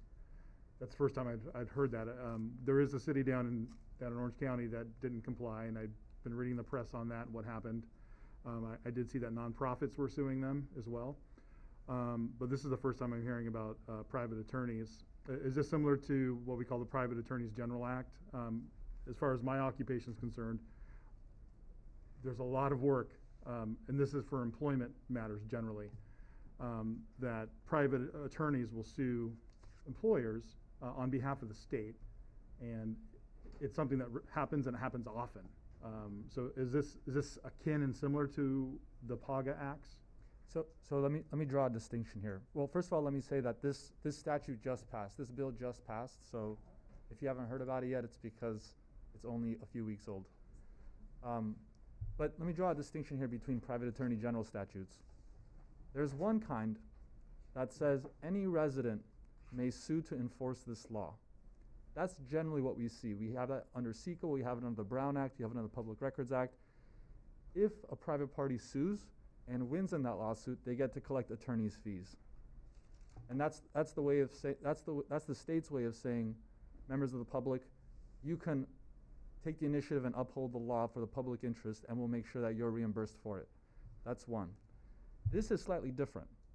What this says is a public agency can contract with a private law firm to handle the caseload that the Attorney General either doesn't have time to handle or doesn't want to handle. So it's actually, I think it goes farther than what we see in most of our private Attorney General statutes. Thank you. Mayor Pro Tem Goss? I'm just curious, SB 9 passed while we were, juggling this whole thing. And obviously that's gonna have a huge impact on housing stocks in this city over time, and I don't see much discussion in that, in our I'd like to know if there's any way that we can integrate a projection, an SB 9 projection into this, and perhaps help ourselves a little bit, take a little of the weight off some of the properties, like church properties, that may not be available. We've been asking HCD that same question.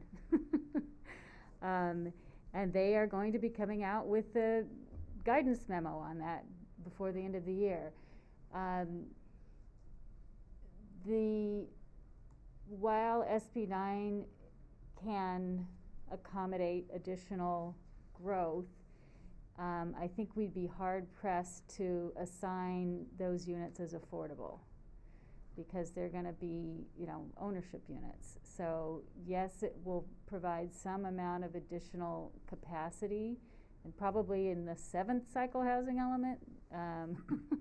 But at this point, you're fine on your above moderate income, so we didn't need to try to have to go there. Follow up to that, is that why the ADU estimate was dropped from 15 to 12? No. Why was that? HCD wants jurisdictions to base their projections based on past building permit trends.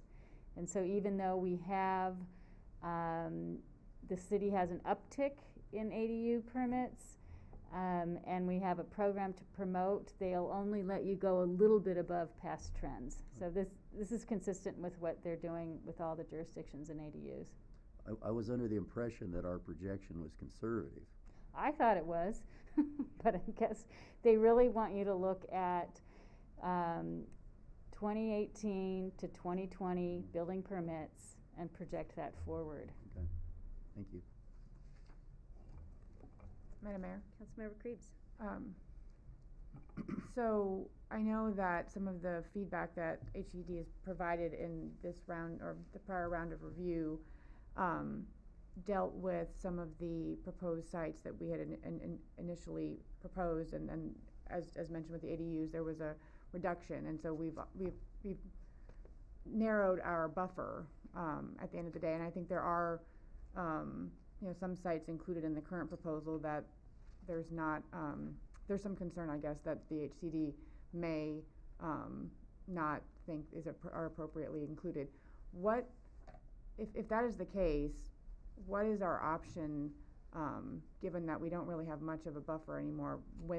If this comes back and is challenged in terms of some of the things that we've already included, what would the next steps be? And I assume that would certainly put us in the realm of being beyond the 120-day grace period.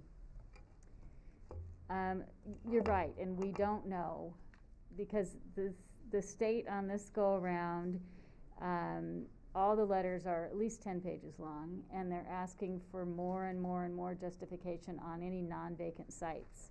And we provide more and more justification, and then they ask for more. So it's like, there's like, where's the end game? So if they continue to say that they don't feel some of our sites are suitable within the 8-year planning period, then the city would be faced with identifying additional sites and going through a process to do that. Thank you. And I think this question would be for Senior Planner Lynn from myself. And some of the emails that I've been receiving and correspondence, I just want to make sure that we're all clear about some of the concerns that are raised. So I think Councilmember Parkhurst addressed one, is in the natural space that's reflected in the general plan that does not include the proposed development of the meadows. Is that correct? That's correct. Okay. And then the second item is what's being proposed today for the rezoning is the 4 areas that does not include the proposed development of the monastery or Bailey Canyon or Bailey Meadows. Yes. The Meadows project is a contemplated project that's identified in our housing element, and the rezone sites are limited to those 4 multifamily sites. And if I understand correctly, the reason that we included the monastery development is because we had already had notification that there was going to be a proposal that's submitted, and that's why it was included here, yet it's not part of what we are determining today for rezoning. That's correct, because the Meadows site already submitted to the state clearinghouse for their CEQA applications. Right, so the state was already notified as we're submitting it to HCD, want to be transparent that it was there, but it's not included in today's proposal to rezone. That's correct, Madam Mayor. Thank you. Okay, any other questions from City Council before we open it up for public comment? Just a couple more, Madam Mayor. Please. So this is in regards to congregational land. I just want to make sure we have a clear understanding. What is proposed is an overlay. Is that overlay similar to the entrepreneurial overlay that we've put up and down the boulevard? Yes, that's correct. So my question is that doesn't change any underlying zoning. It just overlays a different type of zoning on top of what is pre-existing. It doesn't take any rights away. That's correct. Whatever that is underlying zone, it will remain the same. It will remain as institutional use. And the overlay zone will just give the property owner an option if they choose to use it. Yeah, I know that one of the properties has an R3 component on it as well, and that would remain R3, but then have the opportunity overlaid on top of that. Is that correct? Yes, that's correct. Okay. I think what is this, the 6th RENA cycle in the state of California? Is that correct? Or yes.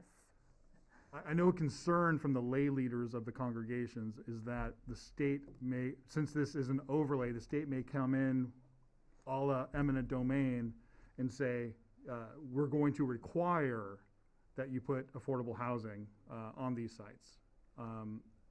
Has that ever happened, or is there a precedent for that within the housing element within RENA over the 6 cycles that we've seen? No, that has not been happened, and the state understand that housing element is a tool that they can use for cities to plan for housing production, but it does not mandate any acquisition of land or mandate development from the city or from any private property owner. And is it true that the spirit of what we're kind of doing here is that we're, unfortunately, we have to do this, right? We're showing to the state that we do not have zoning laws in our city that are prohibitive to housing growth. That's the whole spirit of it, but it does not require anybody within these rezonings to actually build. That's correct. So the part of the housing element goal is to remove governmental constraint. So with that, we are removing our constraint for property owners to build housing, but not require. Thank you. And I just have one last question, but I see in my notes we had at least 7 opportunities for public comment, which I do recall one of them was of the concern of the down zoning for the proposed rezone areas. And we discussed about a potential general plan amendment that we want to consider sooner rather than later for some of those residents that came with concerns about the down zoning. At that time, if and when we consider it, things like what Councilmember Parkhurst brought up as a opportunity to amend the general plan, are those 2 items that can be considered at the same time? Or is that something that would have to be 2 separate issues? I'm kind of looking at both Senior Planner Lynn and also Attorney Garagosian. Yes, Madam Mayor, those 2 items can be consolidated. Okay. Okay. That's helpful. Madam Mayor, Councilmember Parkhurst. just one follow-up. The edit that I had, I found and gave it to Madam Clerk. I can read it if it's interested to the council, but it's just changing a there to they to clarify the statement. So. Was that in a resolution, one of the proposed resolutions, Councilmember? It's in the resolution. I can read it if council would like. Well, just which resolution is it? It's resolution 21-60. Yeah. Section 2, findings on impact. It's the last there, so it says, as there will not have greater adverse impacts on the environment. I think it should read as they will not have greater adverse impacts on the environment. They will not. Okay. Thank you. Okay. Thank you. Okay. Any other questions before we open this up for public comment? Okay. Seeing none, if you have a public comment on this item for the subsequent EIR of the housing element, if you can please come up to the front, state your name. We have our timer up here, and if you can adhere to 3 minutes, please. So one comment is, I looked at the final EIR today online, and it's actually missing section 3, which is revisions, clarifications, and corrections. And so as public citizens, in order to comment on it, we're missing an entire section. And I'm just going to ask, I'm going to look at staff or maybe city attorney, is this this missing section regarding the housing element subsequent EIR, or the EIR related to the No, it's the one? SEIR. It says the final SEIR, and it has the letters that people wrote, which was section 1. I don't remember what section 2 was, the response, and then there's supposed to be a section 3, which is missing, and then there's a section 4, and so it's missing. No, it's the SEIR. Okay, and I am going to ask if either Senior Planner Lynn or Director Gonzalez, or who can address this, of a missing section, that I'm not aware of the missing section, but if someone can clarify. It's just, you know, when you go as a resident and look it up, there's this section that says final SEIR, so it does have people's comments, and then the response, and then there's supposed to be a section 3 that it says at the beginning is revisions, clarifications, and corrections. So online, it's missing when you're viewing it online. Right. Okay, can you give us a moment, and then we'll double check that, and we'll continue to take public comment. I'll ask you to come up front again, if that's okay. Well, actually, I'm getting a bad headache, so I'm gonna have to leave. But the point is that it's really tough to review something if you're missing a whole section. Well, agreed, and Yeah. that's why I want to double check to see what's missing there. Okay, and then the other thing I just want to say is, so And again, maybe this has now been adapted, but as one of the responses that was there, it did talk about, for the housing elements, that the Stonegate project was mentioned, as was the Meadows project, and that the Meadows is a pending project with the current, this is direct quotes, with the current in-progress application and an EIR out for public review. The proposed Meadows project is one of the largest projects ever proposed in the city's history, and if approved, will contribute 42 new homes to the city's housing stock. While not relied upon to address the city's RHNA, however you all said that acronym, the project, if approved, will assist in providing houses. Well, I noticed it wasn't on Ms. Lee's presentation anymore, so, you know, the photo, so I don't know if it's now been knocked out, but it seems to me that if it's part of the housing element as shown, and it's such a critical part, that one really can't then be ignoring that as part of the general plan, as part of the SEIR. Because that plan then, which is, you know, supposedly for 2021 to 2029, is now then failing to address the environmental impact of this largest development project ever in Sierra Madre, and the second being Stonegate. So I guess to me the SEIR and the general plan then aren't really reflecting the plans of Sierra Madre if it's ignoring such a massive project, yet it is talking about it in terms of the housing element. So it just seems that there's a inconsistency there that's really needs to be addressed, especially since it's just actually having such a major impact on the city, which I guess one could also ask, which I think one of you did, of why the specific plan isn't also mentioned as a land use element change.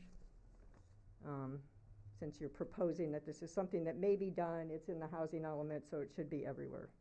Thank you. Thank you. And I'll, sorry.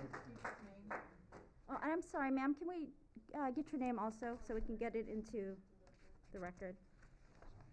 Susan Newhausen, 491 Grove Street. Thank you. Okay, so it looks like we are missing, yeah. Okay, we'll see how we can address that, and thank you for bringing that to our attention. I just want to state again that the Meadows is not part of the RENA numbers that are listed here for the proposed zone changing.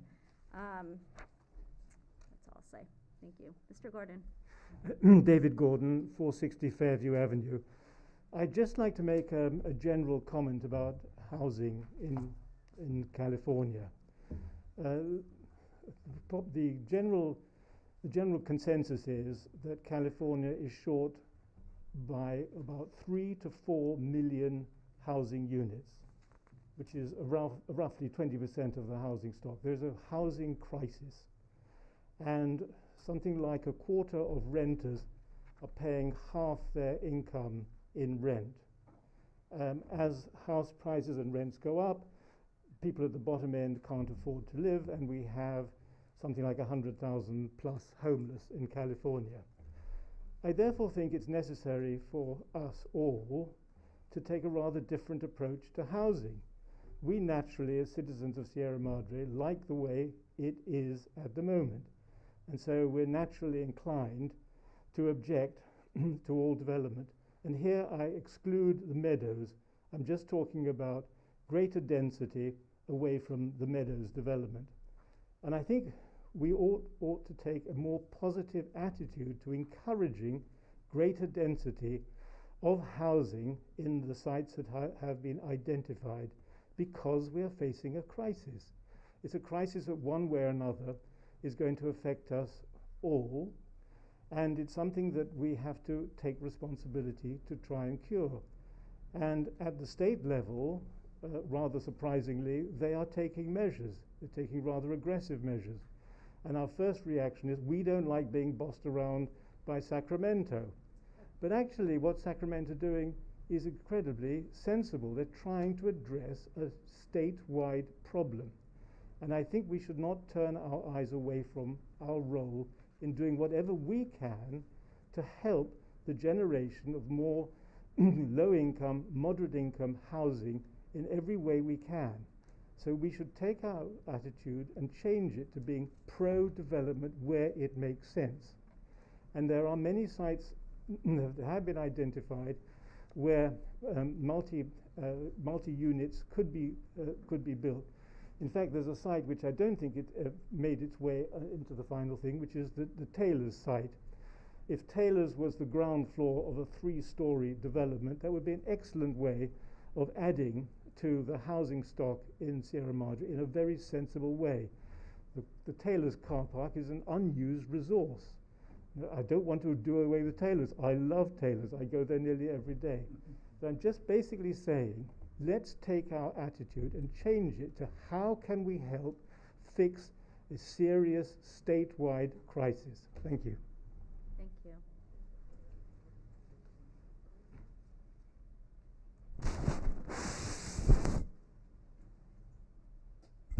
Deb Sheridan, Valley Vista Drive. Good evening, council members. I served on the General Plan Update Steering Committee, which, as you know, took 5 years to complete. And I'm also vice chairperson for Preserve Sierra Madre. But tonight, I'm speaking to you only as an extremely concerned resident of our wonderful town that is in danger. Most of you council members have children who you need to do everything in your power to protect. Yet tonight, there is a 216-page report on how you can put our town, our mountainside, and all of our children and grandchildren in danger. You've known me long enough to know that I don't use hyperbole. There is a safety issue in the staff report that will, without fail, put not only us, but the surrounding area in danger. Councilmember Parkhurst brought it up.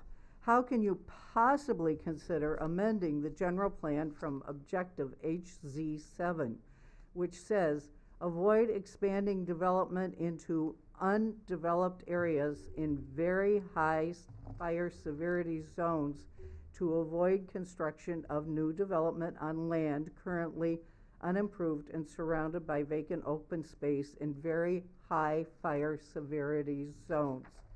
We no longer have a wildfire season. The wildfires are increasing exponentially. We know that. I was evacuated last year for the 3rd time since I've lived here. And I will remind you that the Bobcat fire came within a few miles of our town over the mountain. Plus, we are in the drought of the century. If the mitigation measures of allowing a huge housing project, sorry, we're bringing it up again, but that's where it is. Both of them are. And they're in a high fire severity zone, and if this is allowed, where is the water to douse the fire going to come from? I live 2 blocks from the settling ponds and watch the helicopters swoop down and get the water. And if we don't have water, where is this going to come from? But my biggest concern in what I've read is the fact that part of this is to change what we, as part of the general plan update steering committee is put in about preserving this, and our wildfires are increasing and increasing. And I might remind you also that our residents had a mere 49 days to study and comment on the EIR for the new housing project and the DEIR to change our city forever. And that was a total of what, 1,200 pages as I recall? Now we get a 216-page staff report to comment on tonight. And I implore you to do the right thing. Thank you, Ms. Sheridan. Thank you.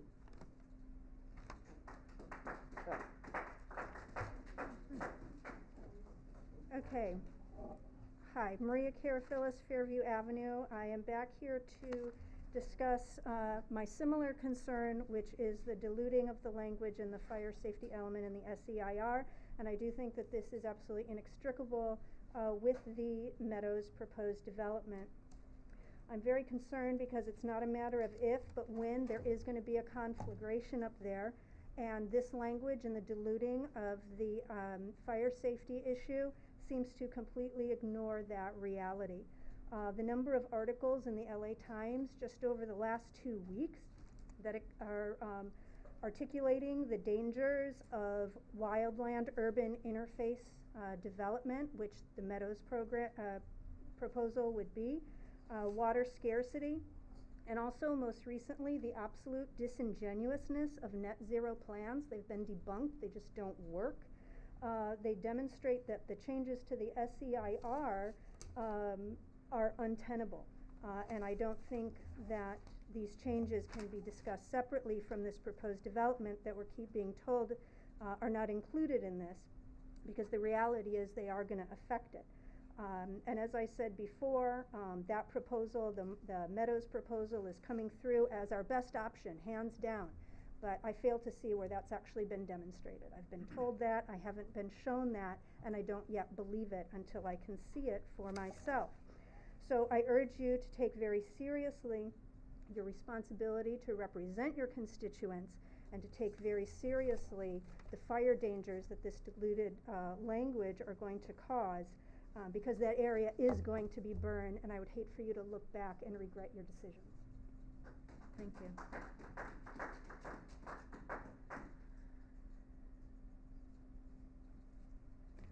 Good evening. My name is Tricia Searcy. I live at 734 Fairview Avenue. I'm going to cut to the chase. This SEIR is completely divorced from reality. I know there's a deadline, but you are being presented with not just inadequate, but factually incorrect information that's actually dangerous when it comes to the Meadows project. I read all of the SEIR and submitted comments that were completely disregarded, as were the comments of many other concerned residents. The city has a legal obligation to respond to comments, and it has failed to meet this legal obligation. In addition, it's incredibly insulting to the residents who cared enough to read through this stuff and comment. I wonder how many of you have read the documents or are relying on city staff reports. If the latter is the case, red light should be flashing about now. I strongly urge you to read the documents yourselves. This SEIR ignores nearly all of the impacts of the two largest developments in Sierra Madre's history, Stonegate and the Meadows. Very strangely, it identifies the projects, but then says they are included for informational purposes only, saying that for environmental analysis, which is supposed to be what this is about, they will be part of the future environmental baseline. Well, now what does this weaselly language mean? It means the city has not done the environmental analysis it is required to do. It's a complete abrogation of the responsibility to address potential environmental impacts before they occur. Let's look at land use planning. There is no reference to the fact that the Meadows project would create a specific planned zone that directly conflicts with and overrides our zoning code, general plan, and a multitude of city policies regarding fire, water, traffic, the list goes on. Not only that, the report falsely represents that it's all okay because new residential development would be required to comply with our regulations, including the general plan and municipal code.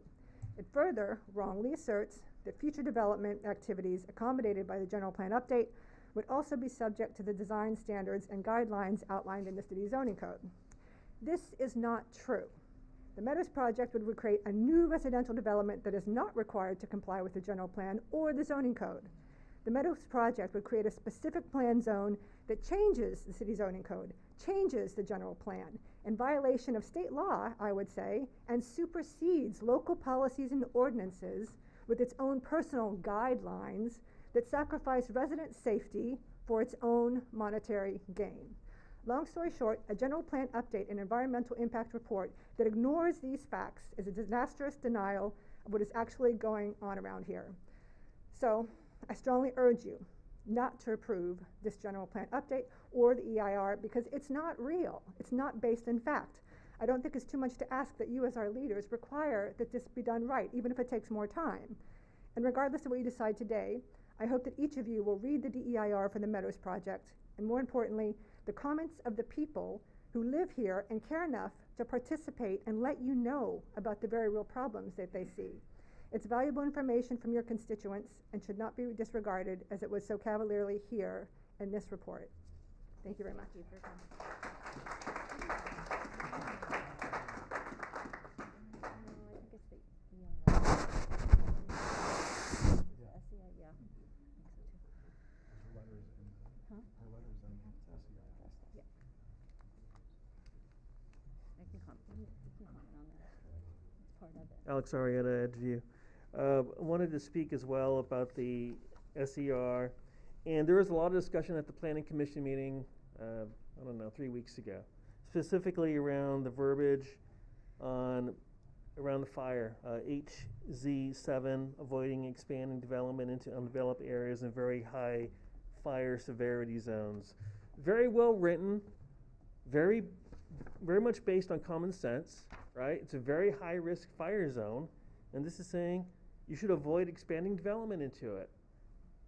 But staff wanted to change it, and did change it, and did propose a significant watered down version of that policy, which talks about land currently unimproved, surrounded by vacant open space areas. And I think that it's really incumbent upon all of you that you look at this from a pure common sense perspective.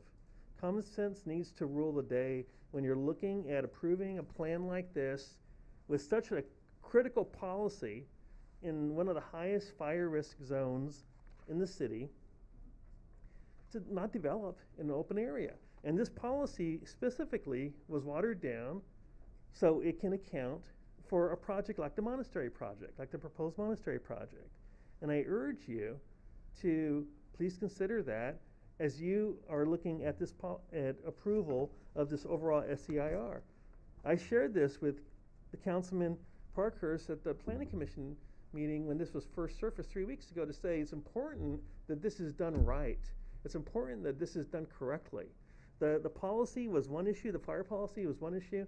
The other issue was around the religious overlays and around the fact that several of those churches that were included did not want to be included.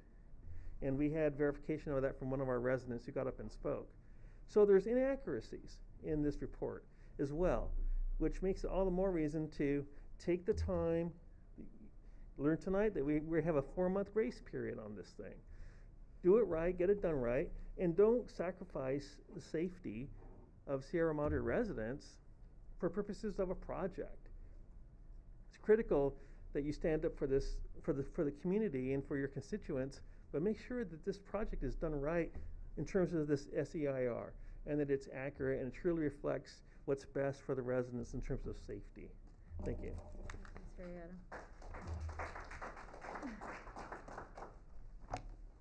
Any other comments?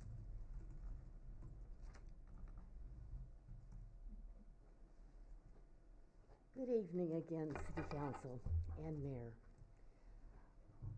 I'm speaking again because I am terribly concerned about the fire problems that could be going on up at the monastery.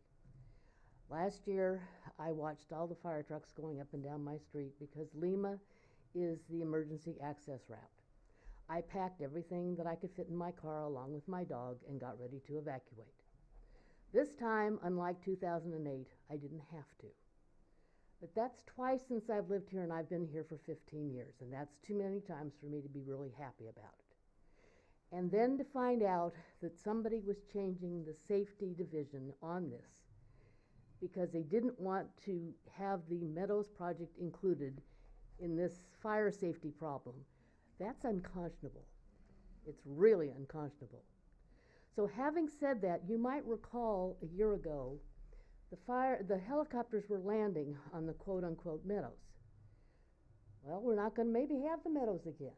But in the meantime, the drought continues, other than the fact we had some wonderful rain the last couple of days, which was wonderful. But man, we need that to happen all day long. And it hasn't happened in a long, long time. But going back to this, they called it paradise. It was in Northern California. And they called it paradise because the air was clean, they were surrounded by trees, and people went and moved in and thought it was idyllic.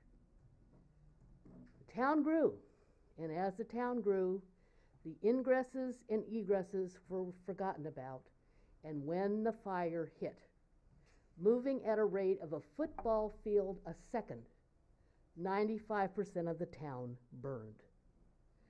That should be a lesson to all of us, because last year, our firefighters had to go and try to protect Mount Wilson, and it came within 50 feet of the building, and the paint was peeling on the outside of the building. I don't want to put our firefighters in that kind of jeopardy. They work hard and they protect us well. And they are very proud of their record about saving homes. But you know, when you guys have said don't put development in severe fire hazard areas, don't put development in severe fire hazards. It's not good for us. It's not good for the city. And frankly, I don't want to become another Paradise. I happen to like Sierra Madre. It's been around for a long time. I'd like to see it continue for a long time. But putting this development or even considering it, that's the wrong thing to do. And on that note, I will be quiet for the night. And thank you for your patience. You give us so much attention and you listen very hard. We really appreciate it. But do the right thing this time. Thank you. Thank you. Do you have any other comments on the housing element? Okay, seeing none, I'll bring it, oh, I'm sorry. Madam City Clerk, it looks like we may have some emailed comments. There was one email received from Kathy Watson, and in her email, she writes, recently Bethany Church advised the City of Sierra Madre in writing that they do not wish to be included in the housing element religious housing overlay zone. Why is Bethany Church still included in the housing element that comes before the City Council for approval this evening? Thank you. Any other emailed public comments on this item? That was the only email. Okay, seeing none, we'll bring it back for discussion, and I have a few comments that I wanted to share. So at least with respect to the most recent public comment, Bethany is not included in the numbers. I also wanted to state that in the SEIR, comments are there for people to, residents or anyone else that made comments on it are there for our review. So we have seen yours, and Ms. Cersei, we did see yours on there also. So I just wanted to note that that's part of it. And the other piece I wanted to say is that we are seeing the missing piece from the SEIR, and we want to make sure that people have the opportunity to do it. So we can definitely consider as a council if we want to continue the discussion for the next meeting. And then I also wanted to comment is that, you know, if we take a look at these tables, and again, we can hold this for discussion next time, but I just wanted to point this out. Our above moderate income homes that we're required for RHNA is 51. So 51 is the number. And although the Meadows is a contemplated project that is listed there, we actually make our numbers for the RHNA targets with just Stonegate, which has already been approved, as well as our proposed accessory dwelling units. And I just think that's an important piece to highlight as we're reviewing this information. So with that, I wanted to see if there's interest from the council to continue this discussion for the housing element for the next meeting to ensure that we have complete SEIR for residents to review. And then the second is to see if we have any other comments or questions on this item before we consider a continuance, if we want to consider that. Madam Mayor. Councilmember Creeps. I would be inclined to support a continuance both for purposes of providing the missing information so everyone is in possession of all the information that's needed, but also because I think it will be important to have a more objective conversation about the use of the word unimproved in the general plan, both in terms of how it was used initially, and then obviously I think there's a little bit of confusion about the current draft that we are considering about the exact language. I'm concerned that there is a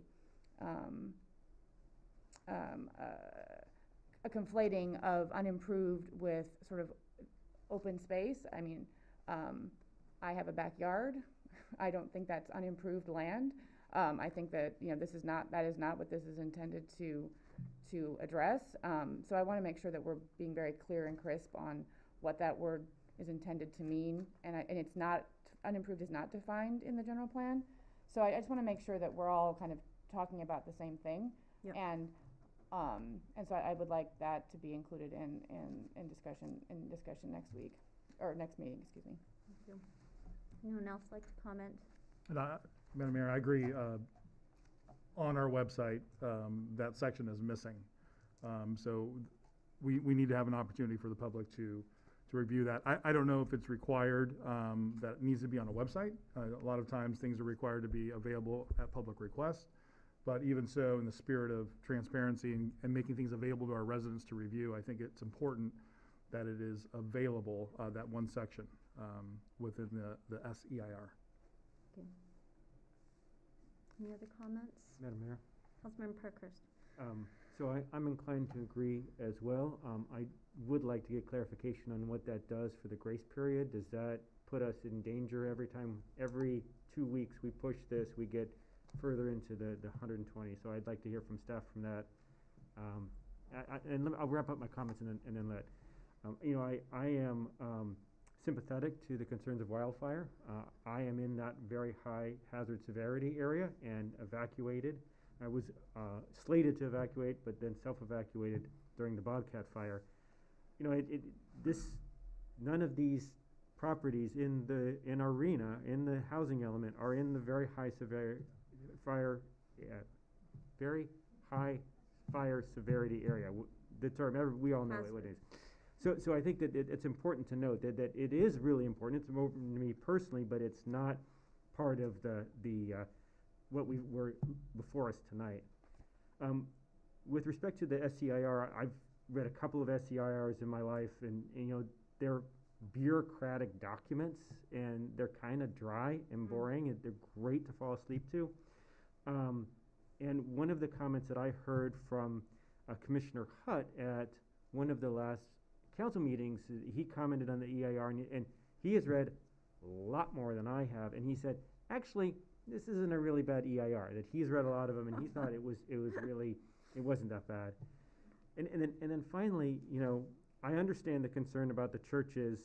In prior discussions around arena numbers, the alternative was Measure V area. And I think that's important to keep in mind, is that we're not required, as Councilmember Garcia says, we're not required to build in the religious housing overlay. In fact, I would consider it upzoning. I don't know if that's technically true, but it gives another option to that land. And we're required by the state to get this. We've got some pretty large legal liability. $100,000 a month is not something I want to try to have our city spend on. So I think it's, this is the best we can do. And the alternatives are to go into Measure V area, and I don't think that that's right now an interest.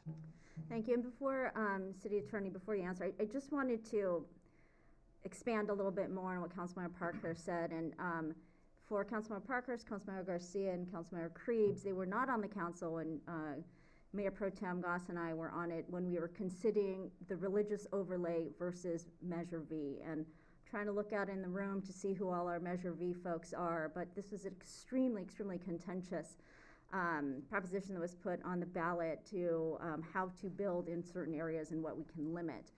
And if we were not going to consider the religious overlays, what we would have to consider were units that were identified by our consultant and also by staff that would go with, that would contradict the intent of Measure V, and we would have to build, and we would have to go to the vote to the people for that.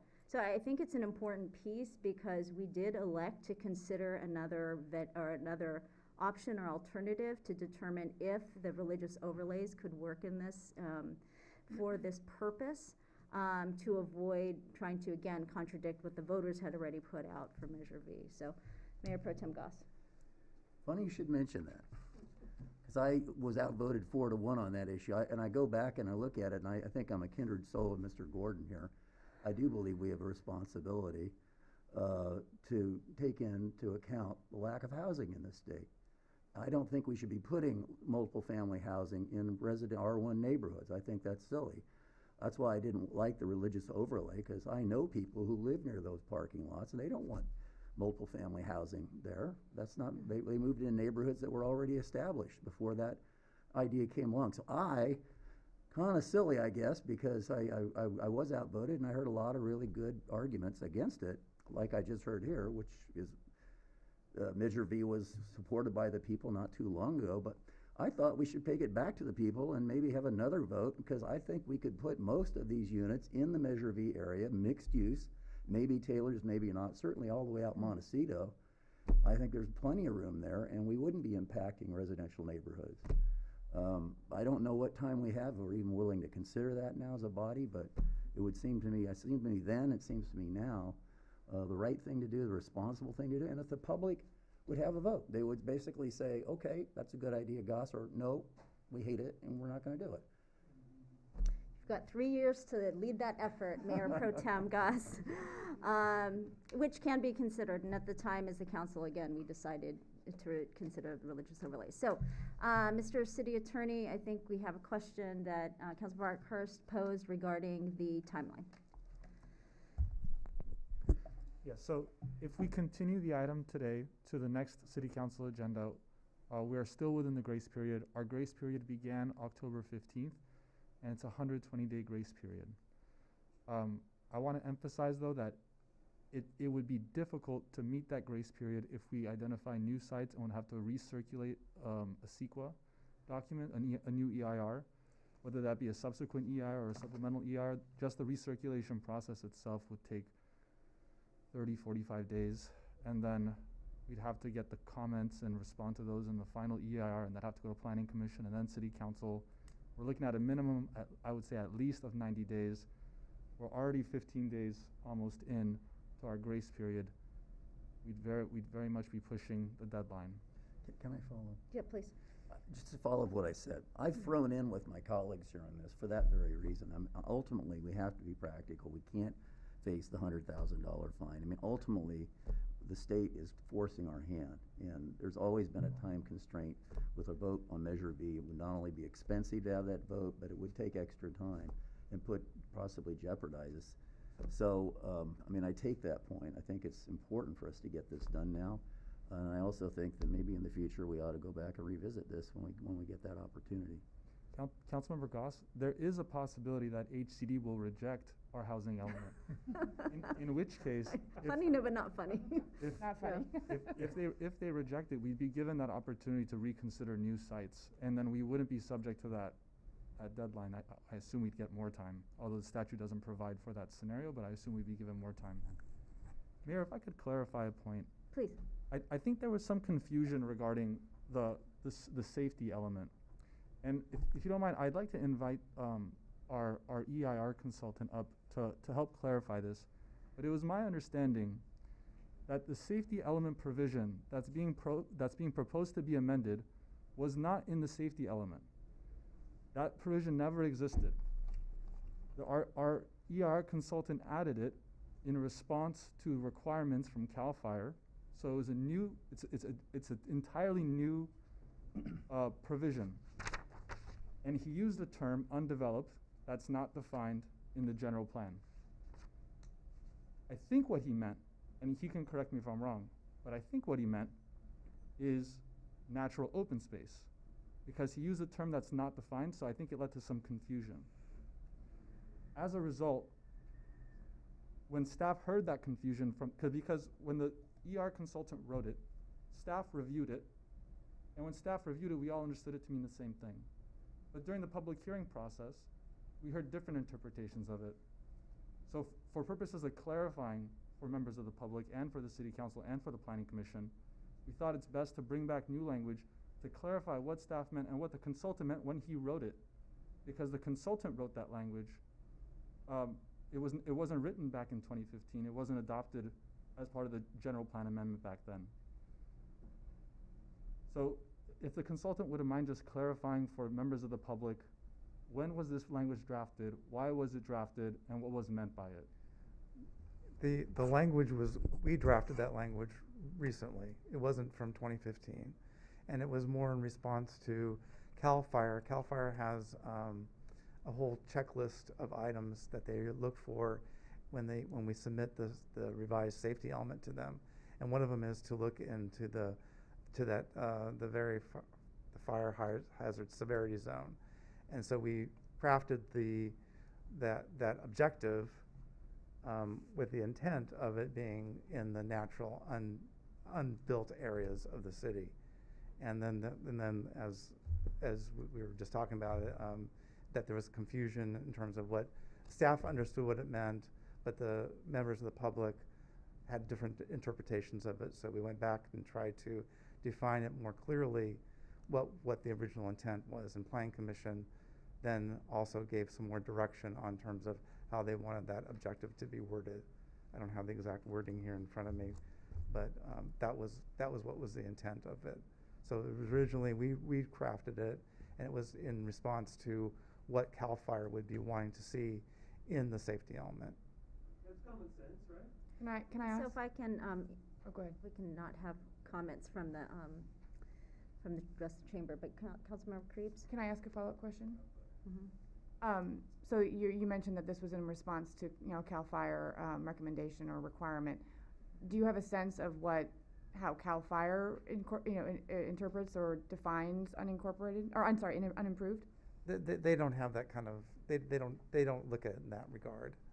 They have a whole checklist that they submitted back to us in terms of what they thought was acceptable in the safety element, and things that needed to be slightly changed. And our back and forth with them went very quickly, and it was and now we're on their agenda for November to go before their board. So they don't look at the actual wording of that, definitions like that. They just look to see, oh, okay, you're addressing the fire hazard severity zones. We want to see that. We want to see that the communities are addressing that. And that's what we're doing in the safety element. And I think that's going to be helpful, again, if we continue this discussion, to have that background and anything else that maybe council would like to have in terms of background of that language and how and why it was there. Yeah, Councilmember Parkhurst?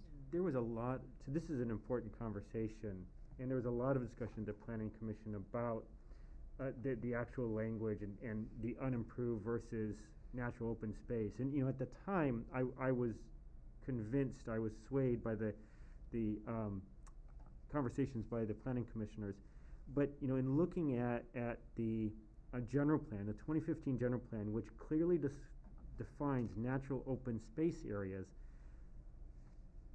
it seems to me, we're dealing with this ambiguity right now, and it's clear the CAL FIRE doesn't define what unimproved is. I don't want to kick this can down the road, and I think that since natural open space is defined in the general plan, that's probably a better way to go with this objective HZ5.B. Especially so that the language aligns with each other. Consistent, yes. Mm-hmm. Yep. Okay.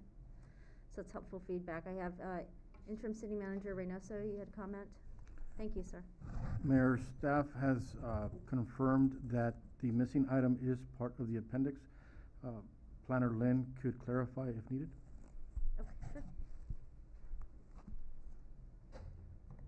Madam Mayor, I just checked with our SQL consultant that the revisions, clarification, and corrections are on page I-2.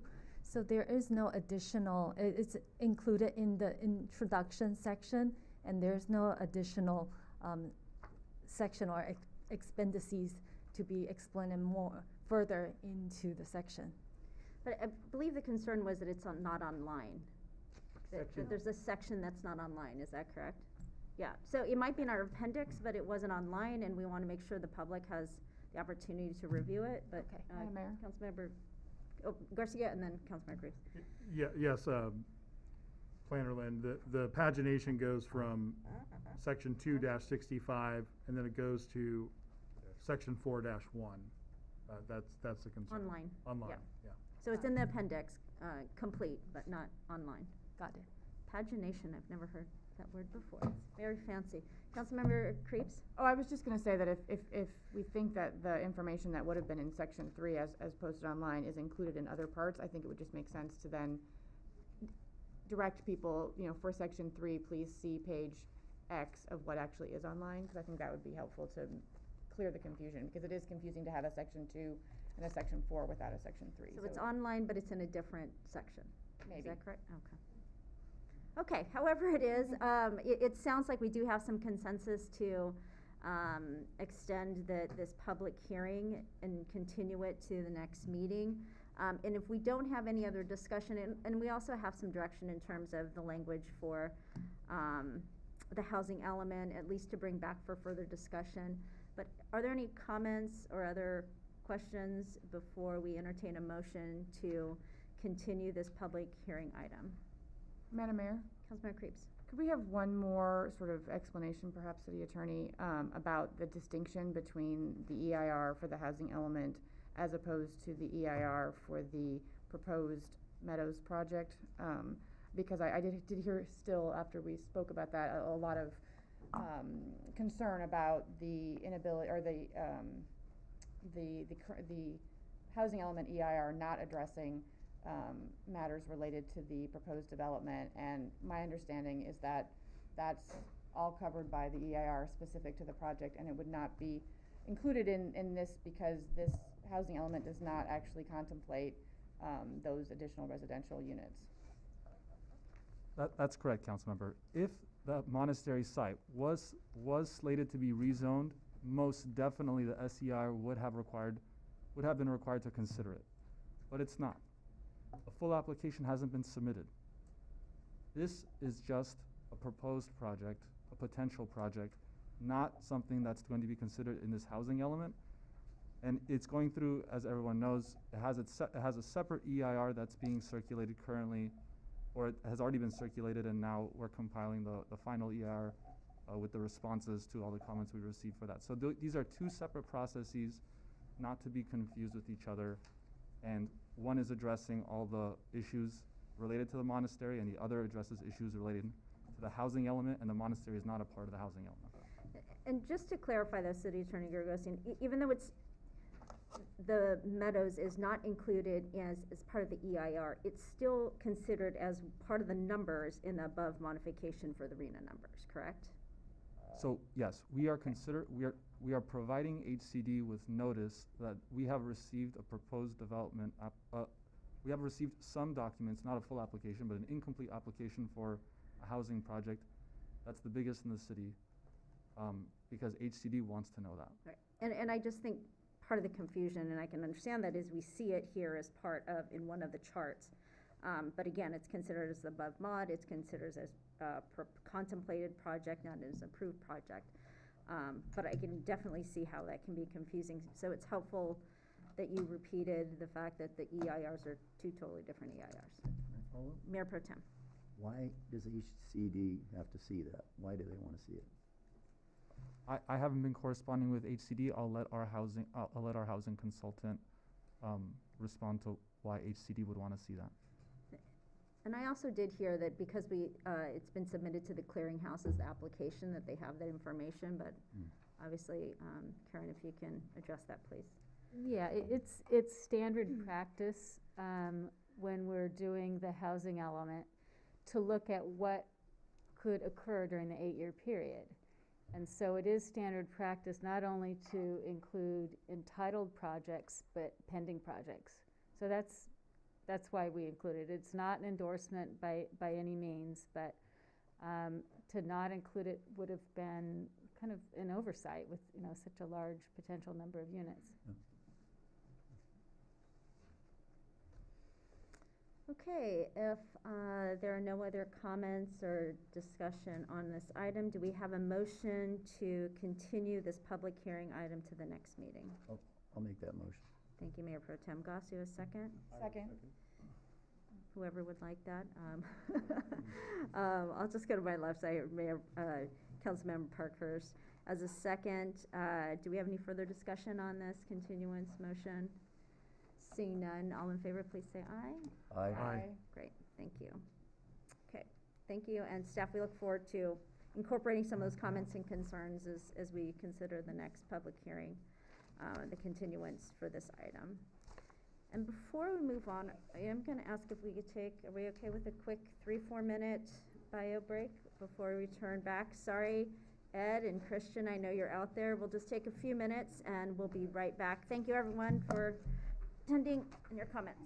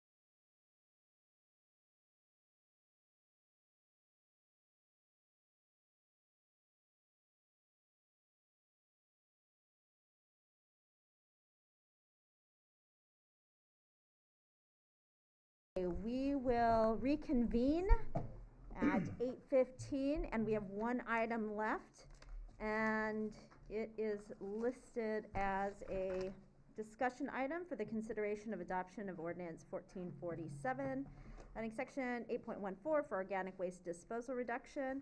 And I believe City Attorney Garagosian will lead the presentation, maybe not.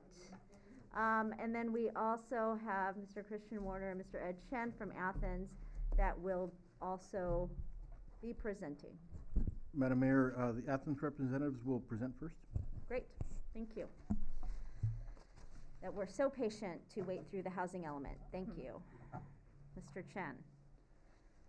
All right, Madam Mayor, honorable members of the council, my name is Ed Chen on behalf of Athens Services, as well as my boss, Vice President of Government Affairs, Christian Warner. We're very honored to present this Senate Bill 1383 update to the Sierra Madre City Council. Special shout out to Patton D. Alcorn, Sierra Madre Citizens of the Year, for staying. So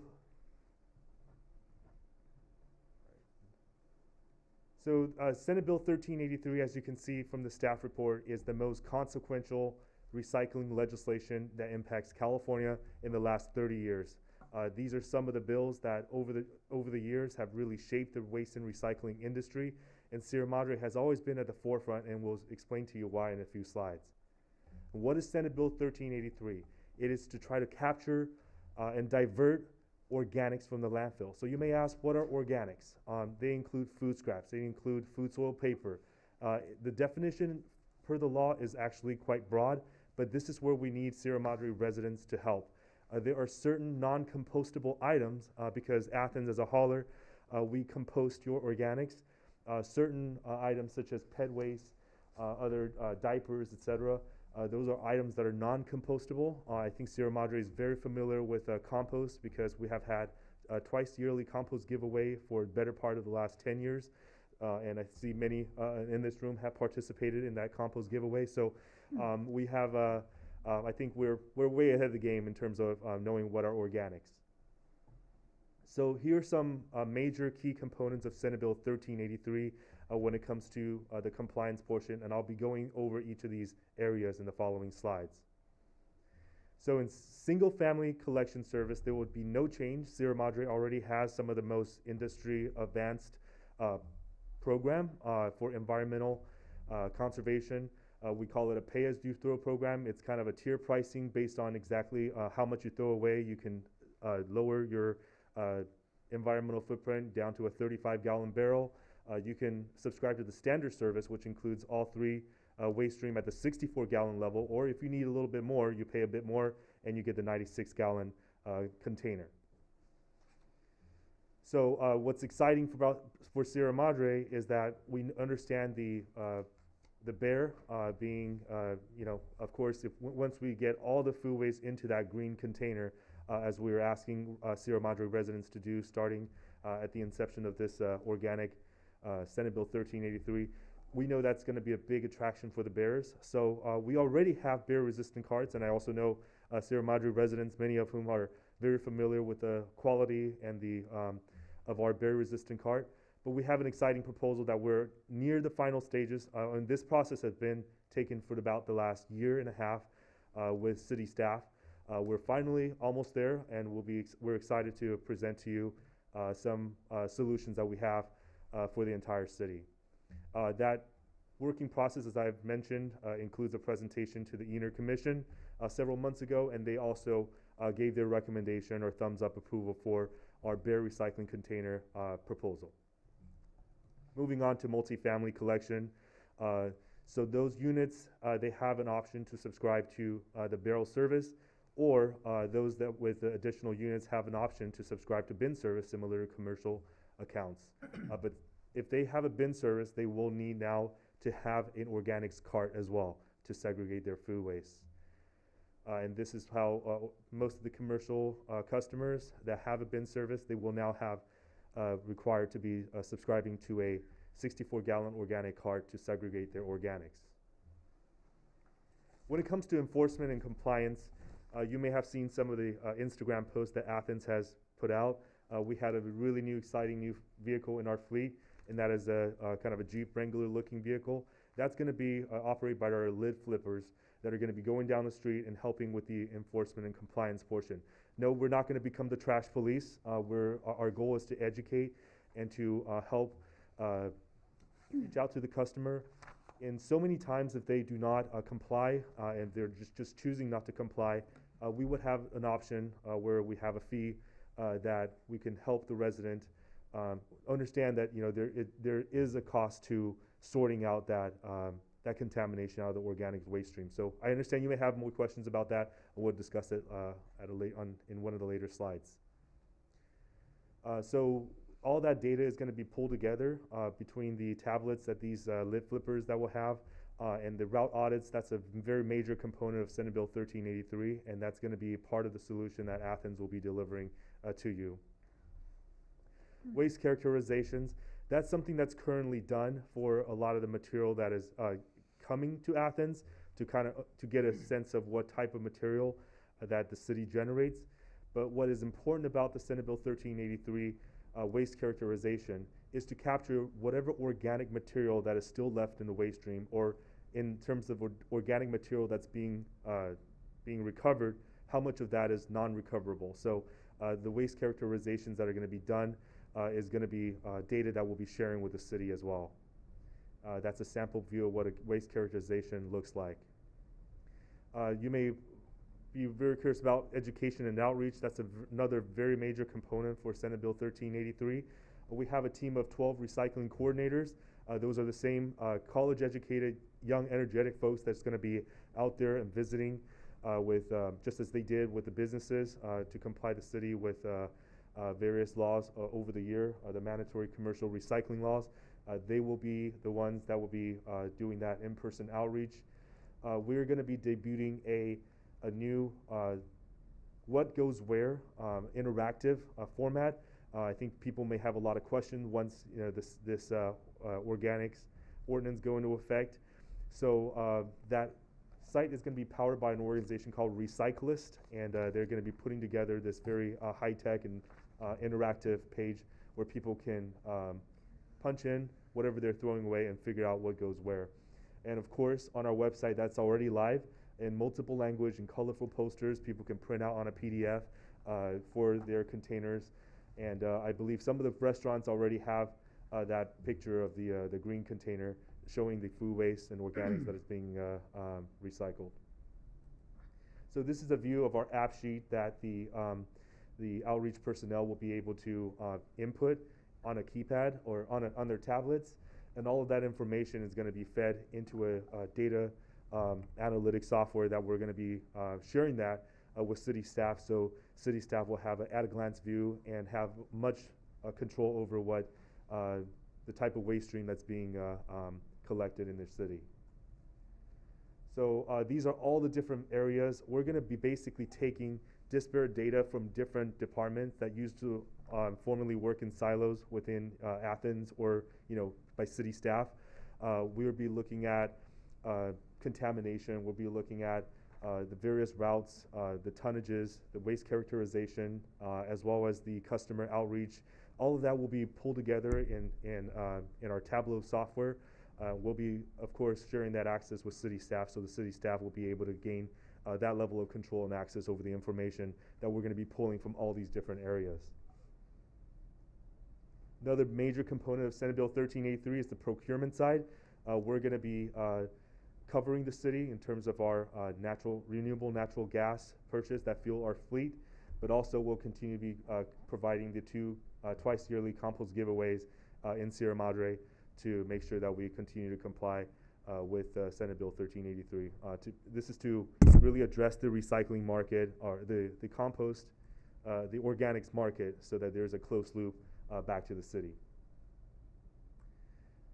Food recovery is another major component of Senate Bill 1383. The San Gabriel Valley Council of Government is leading an effort. I believe Athens has 11 out of the 14 cities, and that regional approach is going to serve Sierra Madre well. At the onset, we're not going to be so concerned about the food recovery because Tier 1 and Tier 2, there aren't that many institutions in Sierra Madre that qualify, but we're going to be closely monitoring that and working closely with city staff. So that concludes our quick presentation. I'm sure there may be questions. Our Vice President, Christian Warner, and I will be available for any. Thank you, Mr. Chen. Mayor Pro Tem Goss has a question? Yes. Mr. Chen, great presentation. This is a big change for us, but I think we're going to be able to manage it. I'm just curious. I didn't see it in the staff report. Didn't hear you talk about it. Where's the food actually going to end up? Is it going to be in giant compost heaps? Is it going to be going to landfills? What's going to happen to it?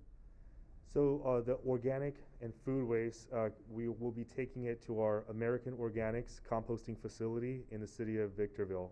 We have several educational video, and over the years we've tried to organize some tours out to that composting facility.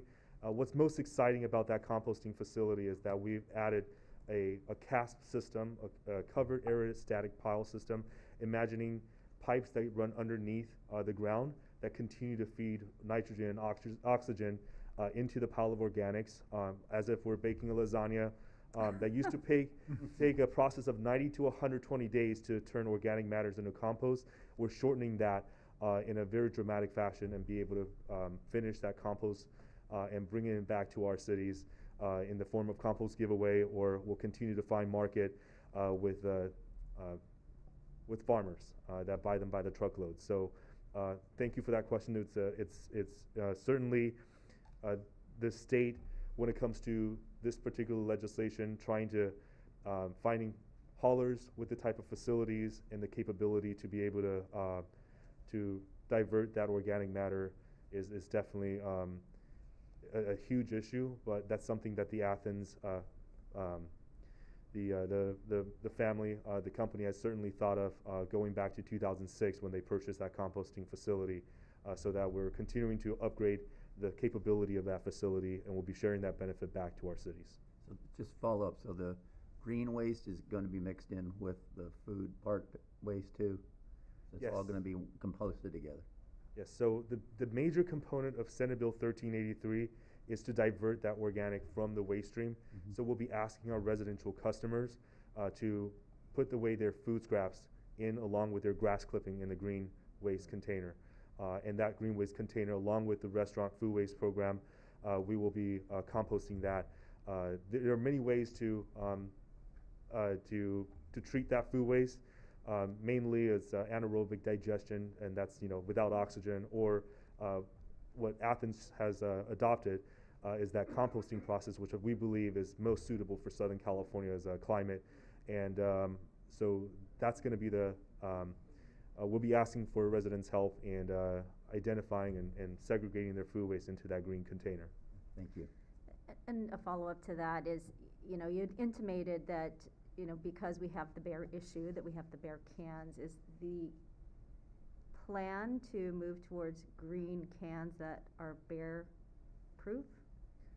Yes, so that's an issue that we're continuing to work through staff, and we believe we have a very exciting proposal. Of course, a lot of these, we have not discussed rates in this particular meeting, and I think that's under staff recommendation, whether to form a council sub or ad hoc committee to address some of these issues that may amend our contract agreement.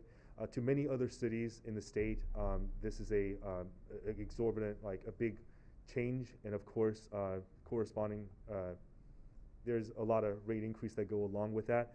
And I think in Sierra Madre, that cost is going to be, well, there would be that cost, but it's going to be shared among many of the cities in the region in terms of our compliance effort. But the biggest component is going to be a very transparent process looking at how much of your green waste, how much of your food waste is currently in your recycle or trash container that ought to be going into that green waste container. And then what that difference will be something that the staff will be presenting to you. And timeline-wise, we're expected to have an ordinance in place or approved by January 1, 2022, or 2022, but the implementation of it is a year later, is that correct?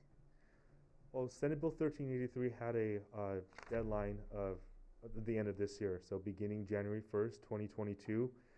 is when Senate Bill 1383 begins. But I understand the League of California Cities, as well as other organizations, have lobbied the state legislature about giving it some grace period, so to speak. So there are, well, it is still the law, and Athens is ready to go when it comes to helping the city be compliant on day one.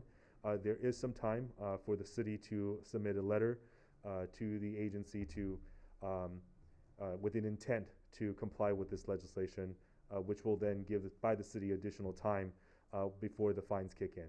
So Cal Recycle, this with AB 939, $10,000 a day, as well as most recently AB 1826, and as well as Senate Bill 1383. There are fines imposed to local jurisdiction for non-compliance, but that's certainly something that Athens has the capability to work with the city, so that we never get to that point where we're talking about fines to jurisdictions. Thank you. I know we have other questions. Madam Mayor, thank you. So this is the education component. Just have, if you could, I know you gave some in the presentation, but if you can expand on that, because when I read the staff report, I see things like meat, poultry, shellfish, bones, all those are food scraps. But I saw on your slide that shells of shellfish are not. So that's confusing, right? And we have, we have a pretty diverse population here as far as how they are disseminated information. We have a lot of older folks that may not, use an app or go to a website in order to find out. So if you can expand on your plan for the education process. Absolutely. So thank you for that. That Recyclist website is really going to be the key kind of a central clearinghouse for that information, where we'll really identify a lot of that, the waste stream, and what people may, they can just search just like a search engine and be able to find out what goes where.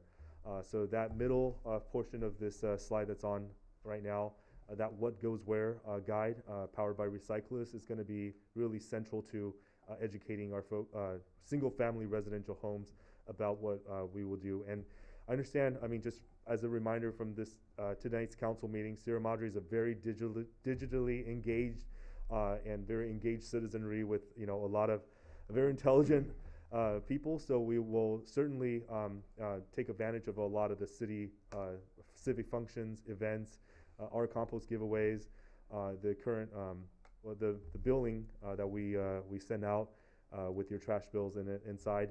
We'll take advantage of a lot of that opportunity to get the word out. Councilmember Parkhurst? Oh, please. Good evening. I just want to add to that part of Senate Bill 1383 does require every city to send out quarterly education. And so that's part of our proposal to the city, is that we will be able to provide a quarterly newsletter that we would send out with the quarterly invoices that go to the customers, the residents. And so they'd be getting 4 times a year ongoing public education. And that newsletter would change, of course. We'd be putting different things in there. It's all about 1383. And really what we're finding is that this is really all about taking the time to get the state of California used to a new law. It's not going to all happen on January 1st. Our programs will be in place and you will be compliant, but it's going to take people a long time. And so it's an ongoing education. Ed also mentioned our recycling coordinators. So we've hired recycling coordinators, we've hired extra customer service representatives, and we've hired route auditors. All of these employees that we've hired to help our cities comply with this, they will all be trained to also provide real communication education. So when they're visiting with customers or with residents, when they're taking phone calls for people calling in with questions, that's another aspect of the education that we're providing ongoing. Thank you. Yeah. Thank you. I have a number of questions. So when did SB 1383 pass? 2016? Yeah. And so it's been 5 years. So why are we seeing this with a month and a half before the end of the year and having to ask for an extension? Like, why is this coming up now and not a year ago, 2 years ago. The conversation with city staff began earnestly about a year, 2 years ago. The Cal Recycle, the state agency that, while the legislation is passed by the legislature, signed by the governor, oftentimes the agency does not come up with the administrative regulations or how it's going to enforce that particular legislation until much later. So I want to say the regs did not come out until May of this year. And since then, it's been a race to the finish line by all municipalities, by all the haulers to kind of wrap their organizations around this giant legislation with many components for different areas to comply. And of course, using that data analytics software, it's the first time where we're really bringing different parts of the company that used to do different things to bring it together in a way that will help our cities comply. And I'll just add on it, you know, in all fairness, Athens did approach, like you said, city staff, but also myself and possibly other council members to let us know. But Athens happens to be in the forefront of leading this effort, in whether it's the SGV COG that I'm on and other entities or groups. There are a lot of people that are like, we had no idea this was coming from their rubbish or trash contractors. So, you know, to hear that the administrative piece came out in May is somewhat reassuring. Not to say that we are not late to this game, but I think with pandemic, it really did not get pushed to a priority, and so we're at this point. I appreciate that additional background. So on the recycling staff, is that all recyclables? So it's not just compost or food waste, it is paper, plastic, cardboard, everything? Does it include that? I had a brief demonstration of the various software that are being implemented, and yes, that's going to be addressing all types of waste stream, including those that are destined for landfills, that we'll be recommending people to put in the black container. And how do people access that? Because I went to the Athens website, and, you know, granted it's right here, and I went to the Recyclist website. It doesn't jump out at me. So is there going to be a communication, a rollout plan, how are, you know, people that are interested in it can get access to it? Yes, starting in November, that's when the rollout of that Recyclist page that will be integrated with the Athens website, that will be slated to go live. And of course, it will be accompanied by a very robust public education campaign to get residents and business owners aware of this resource. Can you put up the slide with the Tier 1, Tier 2? Yes, sir. So I'm curious, so, and this may be for the city attorney, not for you. So, Tier 2, it has large venues and events, and if I read the ordinance correctly, that's 2,000 people or more. Does anyone, do we know, is the 4th of July parade likely to be 2,000 people, do we think? I see. Sure. Mayor Pro Tem, okay, so that would be a large event that has to comply with a Tier 2. And then is Taylor's is a grocery store over 10,000 square feet, I believe, so they would be a Tier 1, is that correct? Yeah. I think so. Yeah. Do we know any other, so are those the only two events that would be a commercial edible food waste generator that we're aware of? Kensington's 100 beds. Oh, Kensington, thank you, okay. Okay, that helps me kind of wrap my head around it. Athens is partnered with the San Gabriel Valley Council of Government, and the application I believe they're using is called Care It, that they're going to be identifying food delivery, food generators with organizations that will accept, nonprofits that will accept these food donations. So think Uber Eats or you know, any other food delivery app, but on the back end where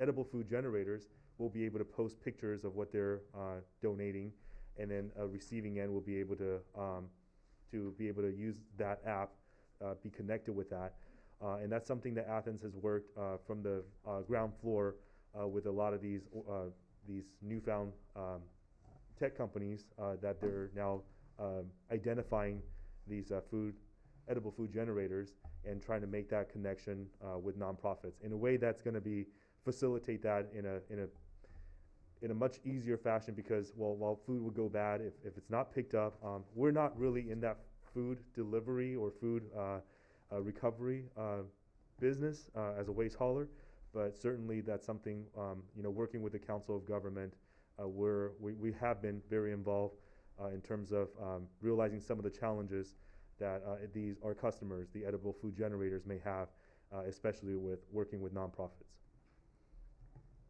And this is a little bit more in the details. So China stopped accepting recyclables from the U.S. a while ago. I think they called it China Sword, or they had a contamination level on it. What impact has that had on Athens, and where are our recyclables going now that we can't stick them on container ships and ship them off to China? So it's definitely transformed the industry. There are certain plastic, for example, that are being pelletized, and to kind of get around that ban. So there are companies that are created and industries that are flourishing. But for Athens, we have found buyers in other Pacific Rim countries. Taiwan and Indonesia has stepped up in some ways in filling the gap, and also finding domestic sources as well for our recyclable.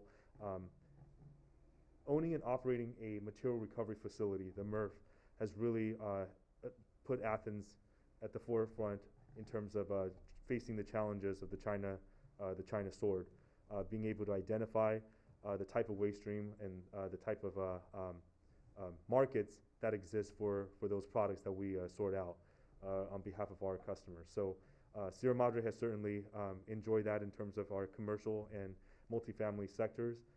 The services of the MRF and our personnel at the MRF continue to explore and keep up to date in terms of the industry trends when it comes to the recycling market. Christian? Yeah, I just want to add to your question. So most recently, India and Malaysia are the two countries that we have found recently that are taking most of the material. They're mostly taking fiber paper and mixed plastics. And so locally, we're trying to find some domestic outlets for these recyclables. We have found some outlets nearby for cardboard, as close as Ontario and Oxnard. And then we're also taking some plastics to Chino, to a company in Chino that is accepting mixed plastics. In addition, a lot of metal, aluminum, scrap, steel can stay local here domestically. There's lots of entities that want that type of material. Athens, because of this problem with China Sword, we've had to make some changes as well. We've installed what we call an organic screw press. Picture a giant screw that you feed trash into, and it squeezes literally this juice. Kind of looks like oatmeal, and that's organic material. And we're able to then take that to some other facilities that turn that material into renewable natural gas that fills up trucks. So that's a way that we've had to kind of change what we do because of China Sword. We're also looking into some pulping options in the future here. Pulping, I think, is going to become very popular here in the United States, as well as C&D, construction and demolition. We took the opportunity to overhaul a C&D facility that we have to be able to accept more of this material to increase the recycling here in the United States because of China Sword. And because of that overhaul that we did, the name of that facility is Crown Construction and Recycling. It's up in Sun Valley. We have our diversion percentage that we get is in the mid 80%. We're it's one of the highest C&D facilities in the state of California. So those are some of the things, council member, that we're doing to combat China Sword, because it has absolutely affected everybody. And in addition, not only are recyclables, some are going away, but the values that there used to be there, now it costs us money to get rid of some of these things. Whereas before we were making money, and we were actually sharing that in our contract. We share half of the revenue that comes from the Blue Barrel, residential Blue Barrels. We share half of that with the city. And we do that on a quarterly basis. Our staff just sent me the last quarterly report, which again was all negatives, meaning we're paying to get rid of these recyclables that your citizens recover. And so we send you guys a report that says, unfortunately, the rebate back to you is 0, as ours was not 0, ours was actually, we paid for it. But those are just some things that we're facing right now. You anticipated one of my other questions, so thank you. So in kind of, I understand the markets, and this is really helpful. I was reading earlier today a 2018 article by Brent Bell, who's the Vice President of Recycling Operations for Waste Management. And in his article, he found that the average contamination rate among communities is around 25%. This is in the blue bin. And so like 1 of every 4 things that we put in that blue bin ends up in the landfill. Is that a similar rate that we have in Sierra Madre? And what are things that we can be doing as city council and as the community to decrease that contamination rate? So yes, back in 2018, that was a very similar contamination of Sierra Madre, around 25% of the blue barrel. As of today, I checked with our MRF today, the recycling contamination that we're seeing across the San Gabriel Valley is 50 to 60% contamination. Really? Now, does that mean that the citizens have done anything different? No. They're still putting the same exact stuff in their blue barrel that they were 3 or 4 years ago. Why that's a higher contamination is because the definition of recycling means that there's a recycling market for that commodity. Mm-hmm. If there's no longer a market, it becomes trash. Yeah. And so many of our plastics and paper that are no longer acceptable by other markets, they now become trash. But the habit that we all have is to put paper and plastics in our blue barrel. So by definition, it becomes more contaminated. So the one good thing about Athens owning and operating several MRFs, recycling facilities, as Ed mentioned, we are constantly looking for more markets. We're constantly knowing what's recyclable and what's not. And we're doing our best to keep those contamination levels down and the recycling content up. The quarterly newsletter that I mentioned earlier, that education piece, that's going to be a really good way for us working together to get the message out to your citizens to help them try and contaminate less. The one thing we need to be careful is we don't want to change their behavior every 6 months. Like, throw away paper right now, but then don't do it the next 6 months and then go back based on the world around us. So we are trying to keep all of our residential customers doing the right thing and then letting us kind of deal with what's good and what's bad at that very moment. Thank you, Mr. Warner. Any other questions, Mr. Parkhurst? Okay, thank you. Thanks. Any other questions? Yeah, just one question to follow up on Councilmember Garcia's point about how, yes, you're correct, there is a lot of our community is very tech savvy and very plugged in, but there also is a fairly decent sized population that's not. And so in addition to, the digital, what to put where, is there going to be printed materials? I mean, not so much the newsletter, but something akin to what the restaurants are putting up above their green bins to be able to be available to residential customers so that they have that same, kind of guide, because I think that will help augment the digital aspect.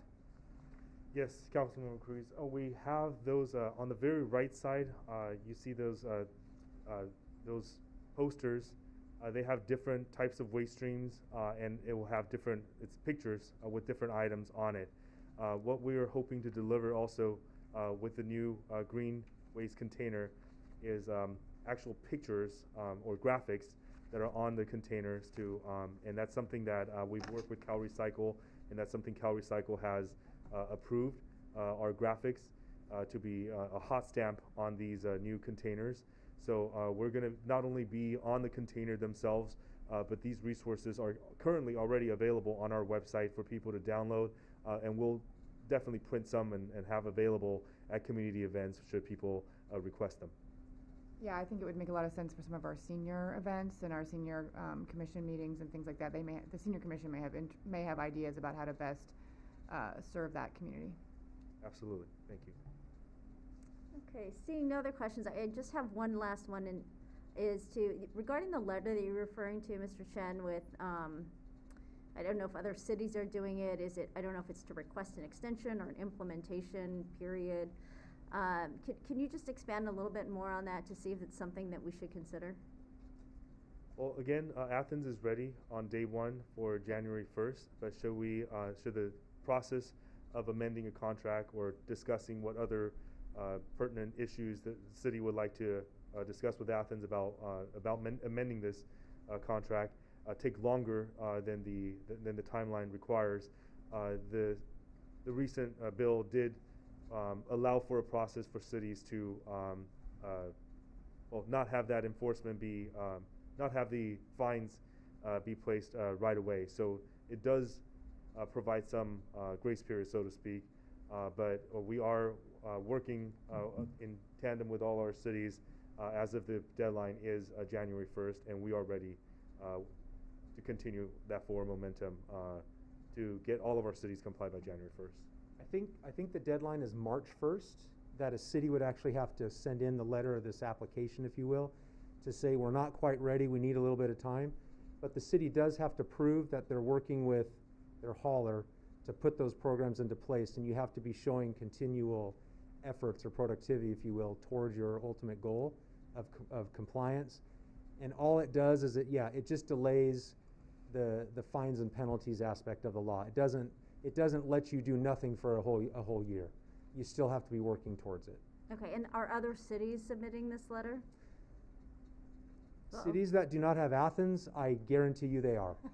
So far, we don't have any cities that we serve that are needing to do this, because all these things that we've been telling you, we've staffed up for all of our franchise cities to help our family. So we're not anticipating any of our cities needing to do this. And Cal Recycle, that's one of the things they'll look at. They'll look at your hauler and they'll say, well, you have Athens, they're doing it in 10 other cities. Why do you guys, why are you not doing it? Got it. That's something to consider. Okay. They will look at. And that's helpful. I when I had heard it, I'm like, oh, should we get a letter out just in case? But it's helpful to hear that as to the intent of it and the other cities that are doing it and why. Right. So thank you for that. Okay, so I think thank you, Mr. Warner, Mr. Chen. Mr. City Attorney Garagosian, are you presenting the ordinance? I think most of the elements of the ordinance were discussed. Okay. I can just go over the stuff that he didn't cover. My slides will be pretty short. Okay.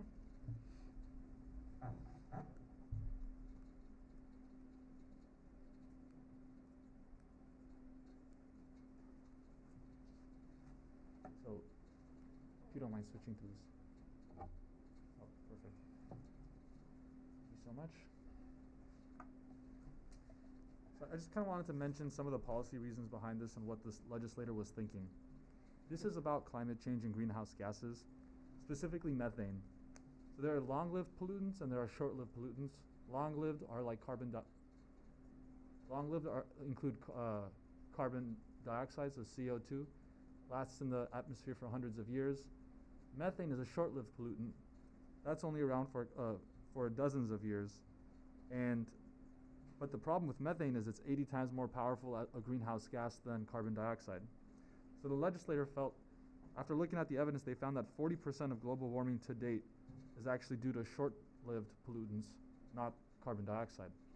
So they thought the easiest way to address global warming short-term is to address these short-lived pollutants, specifically methane.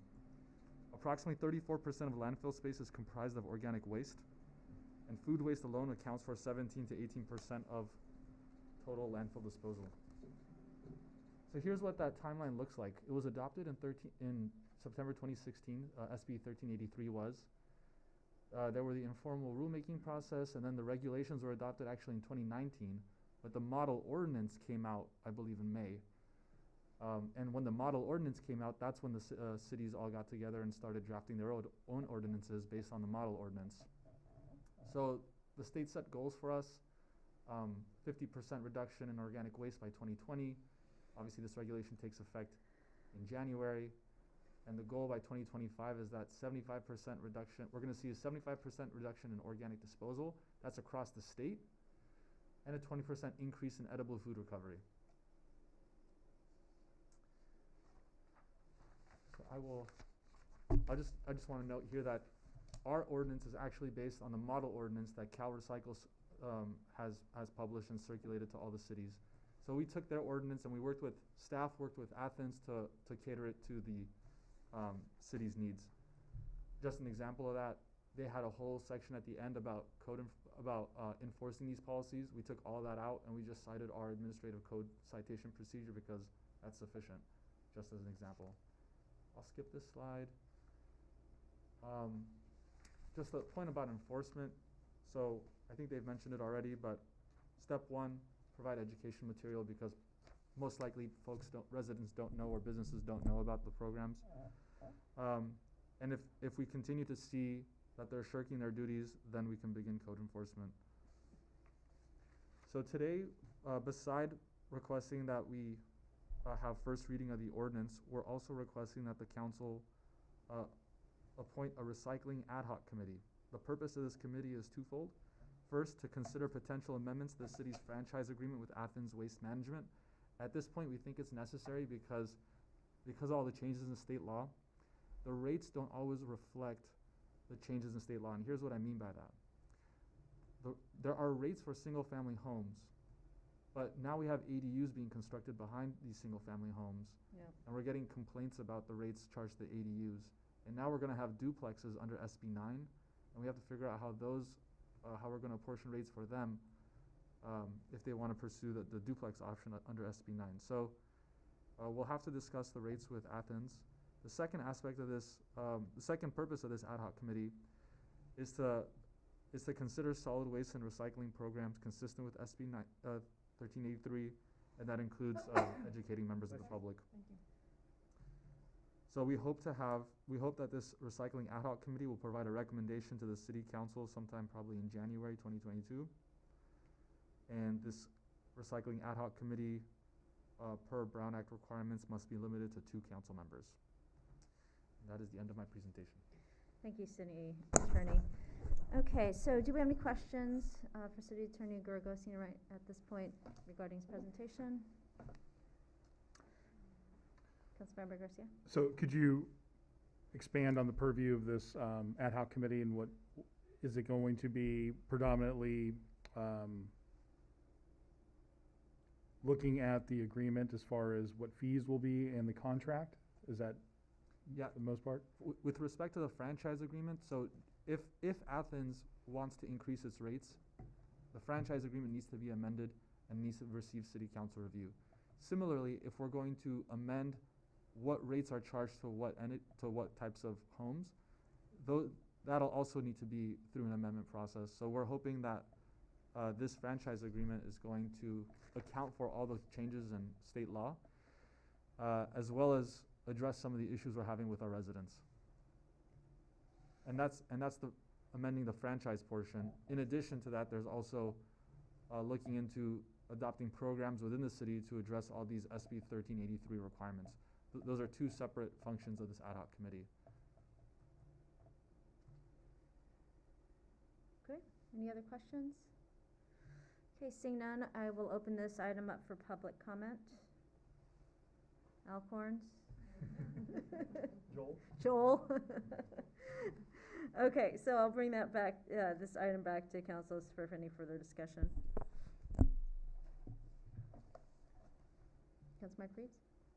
So you mentioned, City Attorney, that our draft ordinance was based on the model ordinance. And I mean, one thing that concerns me, especially because I think people are going to have trouble anyway, even under the plain reading, even under the Athens material, sort of understanding kind of what they need to do and whether they're tier 1 or tier 2 or nothing and all of those things, is that the ordinance cross-references the CCR throughout. I mean, is there a way, I mean, obviously I don't think we should import all of the CCR provisions into this ordinance because I know that would be prohibitive, but is there a way to make this more user-friendly? I mean, maybe can there be hot links in our ordinance so that if you're looking to see when the definition says, you know, something as defined in CCR section blah, it's going to be very hard for people to flip back and forth. Is there a way to make this user-friendly for people who actually want to read the law?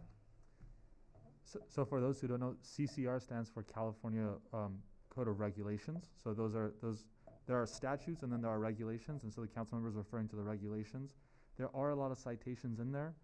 I think maybe the city clerk would have a better idea of whether or not we can add links in the municipal code. So in the Sierra Madre Municipal Code on the MuniCode website, is it possible to link to external, like the ledge info page where they list the regulations or the statutes? At the very least, the website can be referenced, at the very least. I would have to check with MuniCode, who is the city's third-party vendor that provides the service for the city, to see if they will allow a link. But at the very least, the website could be referenced in the municipal code. Yeah, I mean, I don't know how many people are actually gonna pull this out and read it, but they might, and I think it'll be difficult to really follow it if you don't have access to, you know, the referenced sections from the Code of Regulations. So I think it also sort of puts into perspective the importance of the education and the outreach, because I don't think actually, you know, most people reading this will really know what their obligations are, or if they're even outside the residential area, or if they're even impacted by this. Any other comments about the ordinance and or the ad hoc committee? And who is interested in the ad hoc committee? Yeah, that's a shock. Yeah, so yes, I'd be happy to serve on the task force. I'd be very interested in it. You know, I think waste is a really big issue that we're having to deal with. I'm glad that this addresses methane. As City Attorney Garagosian said, you know, methane at 80 times the global warming potential is a huge concern, and we actually will buy ourselves time from a climate perspective by addressing methane. I know a little bit about SB 1383. I've actually served on an ARB task force dealing with it, so it's one of the few legislations that I've read, or pieces of legislation that I've read. And I agree with Councilmember Krebs that the education's a really important component of this. I think we need to really look hard at waste, you know, especially with that contamination issue that we've got. Recognizing that that's not only residents' fault. There's a number of different parts of this, the markets, the actual packaging materials we've got. There's a whole ball of wax that's in there that you know, is something that we need to be considering long term. Not saying it's part of the ordinance. I will just kind of finally say, you know, this idea of the compost going to farmers, I've done some research into that, and I understand, you know, where it is in Victorville, it actually does get close to the Central Valley, but the trucking costs get very high for this. So this is another issue. It's a bigger issue. It's not just a Sierra Madre issue, but it's something that I want to think about. And that, you know, what are we doing as policymakers of trying to make sure we get use of that compost? If we're just sending it away, you know, there really is no way. We have to take some responsibility for it and what the actual end use of and what the impact is. So, Okay. Thank you. And I think it would be great for the ad hoc committee to talk about the different means of educating residents.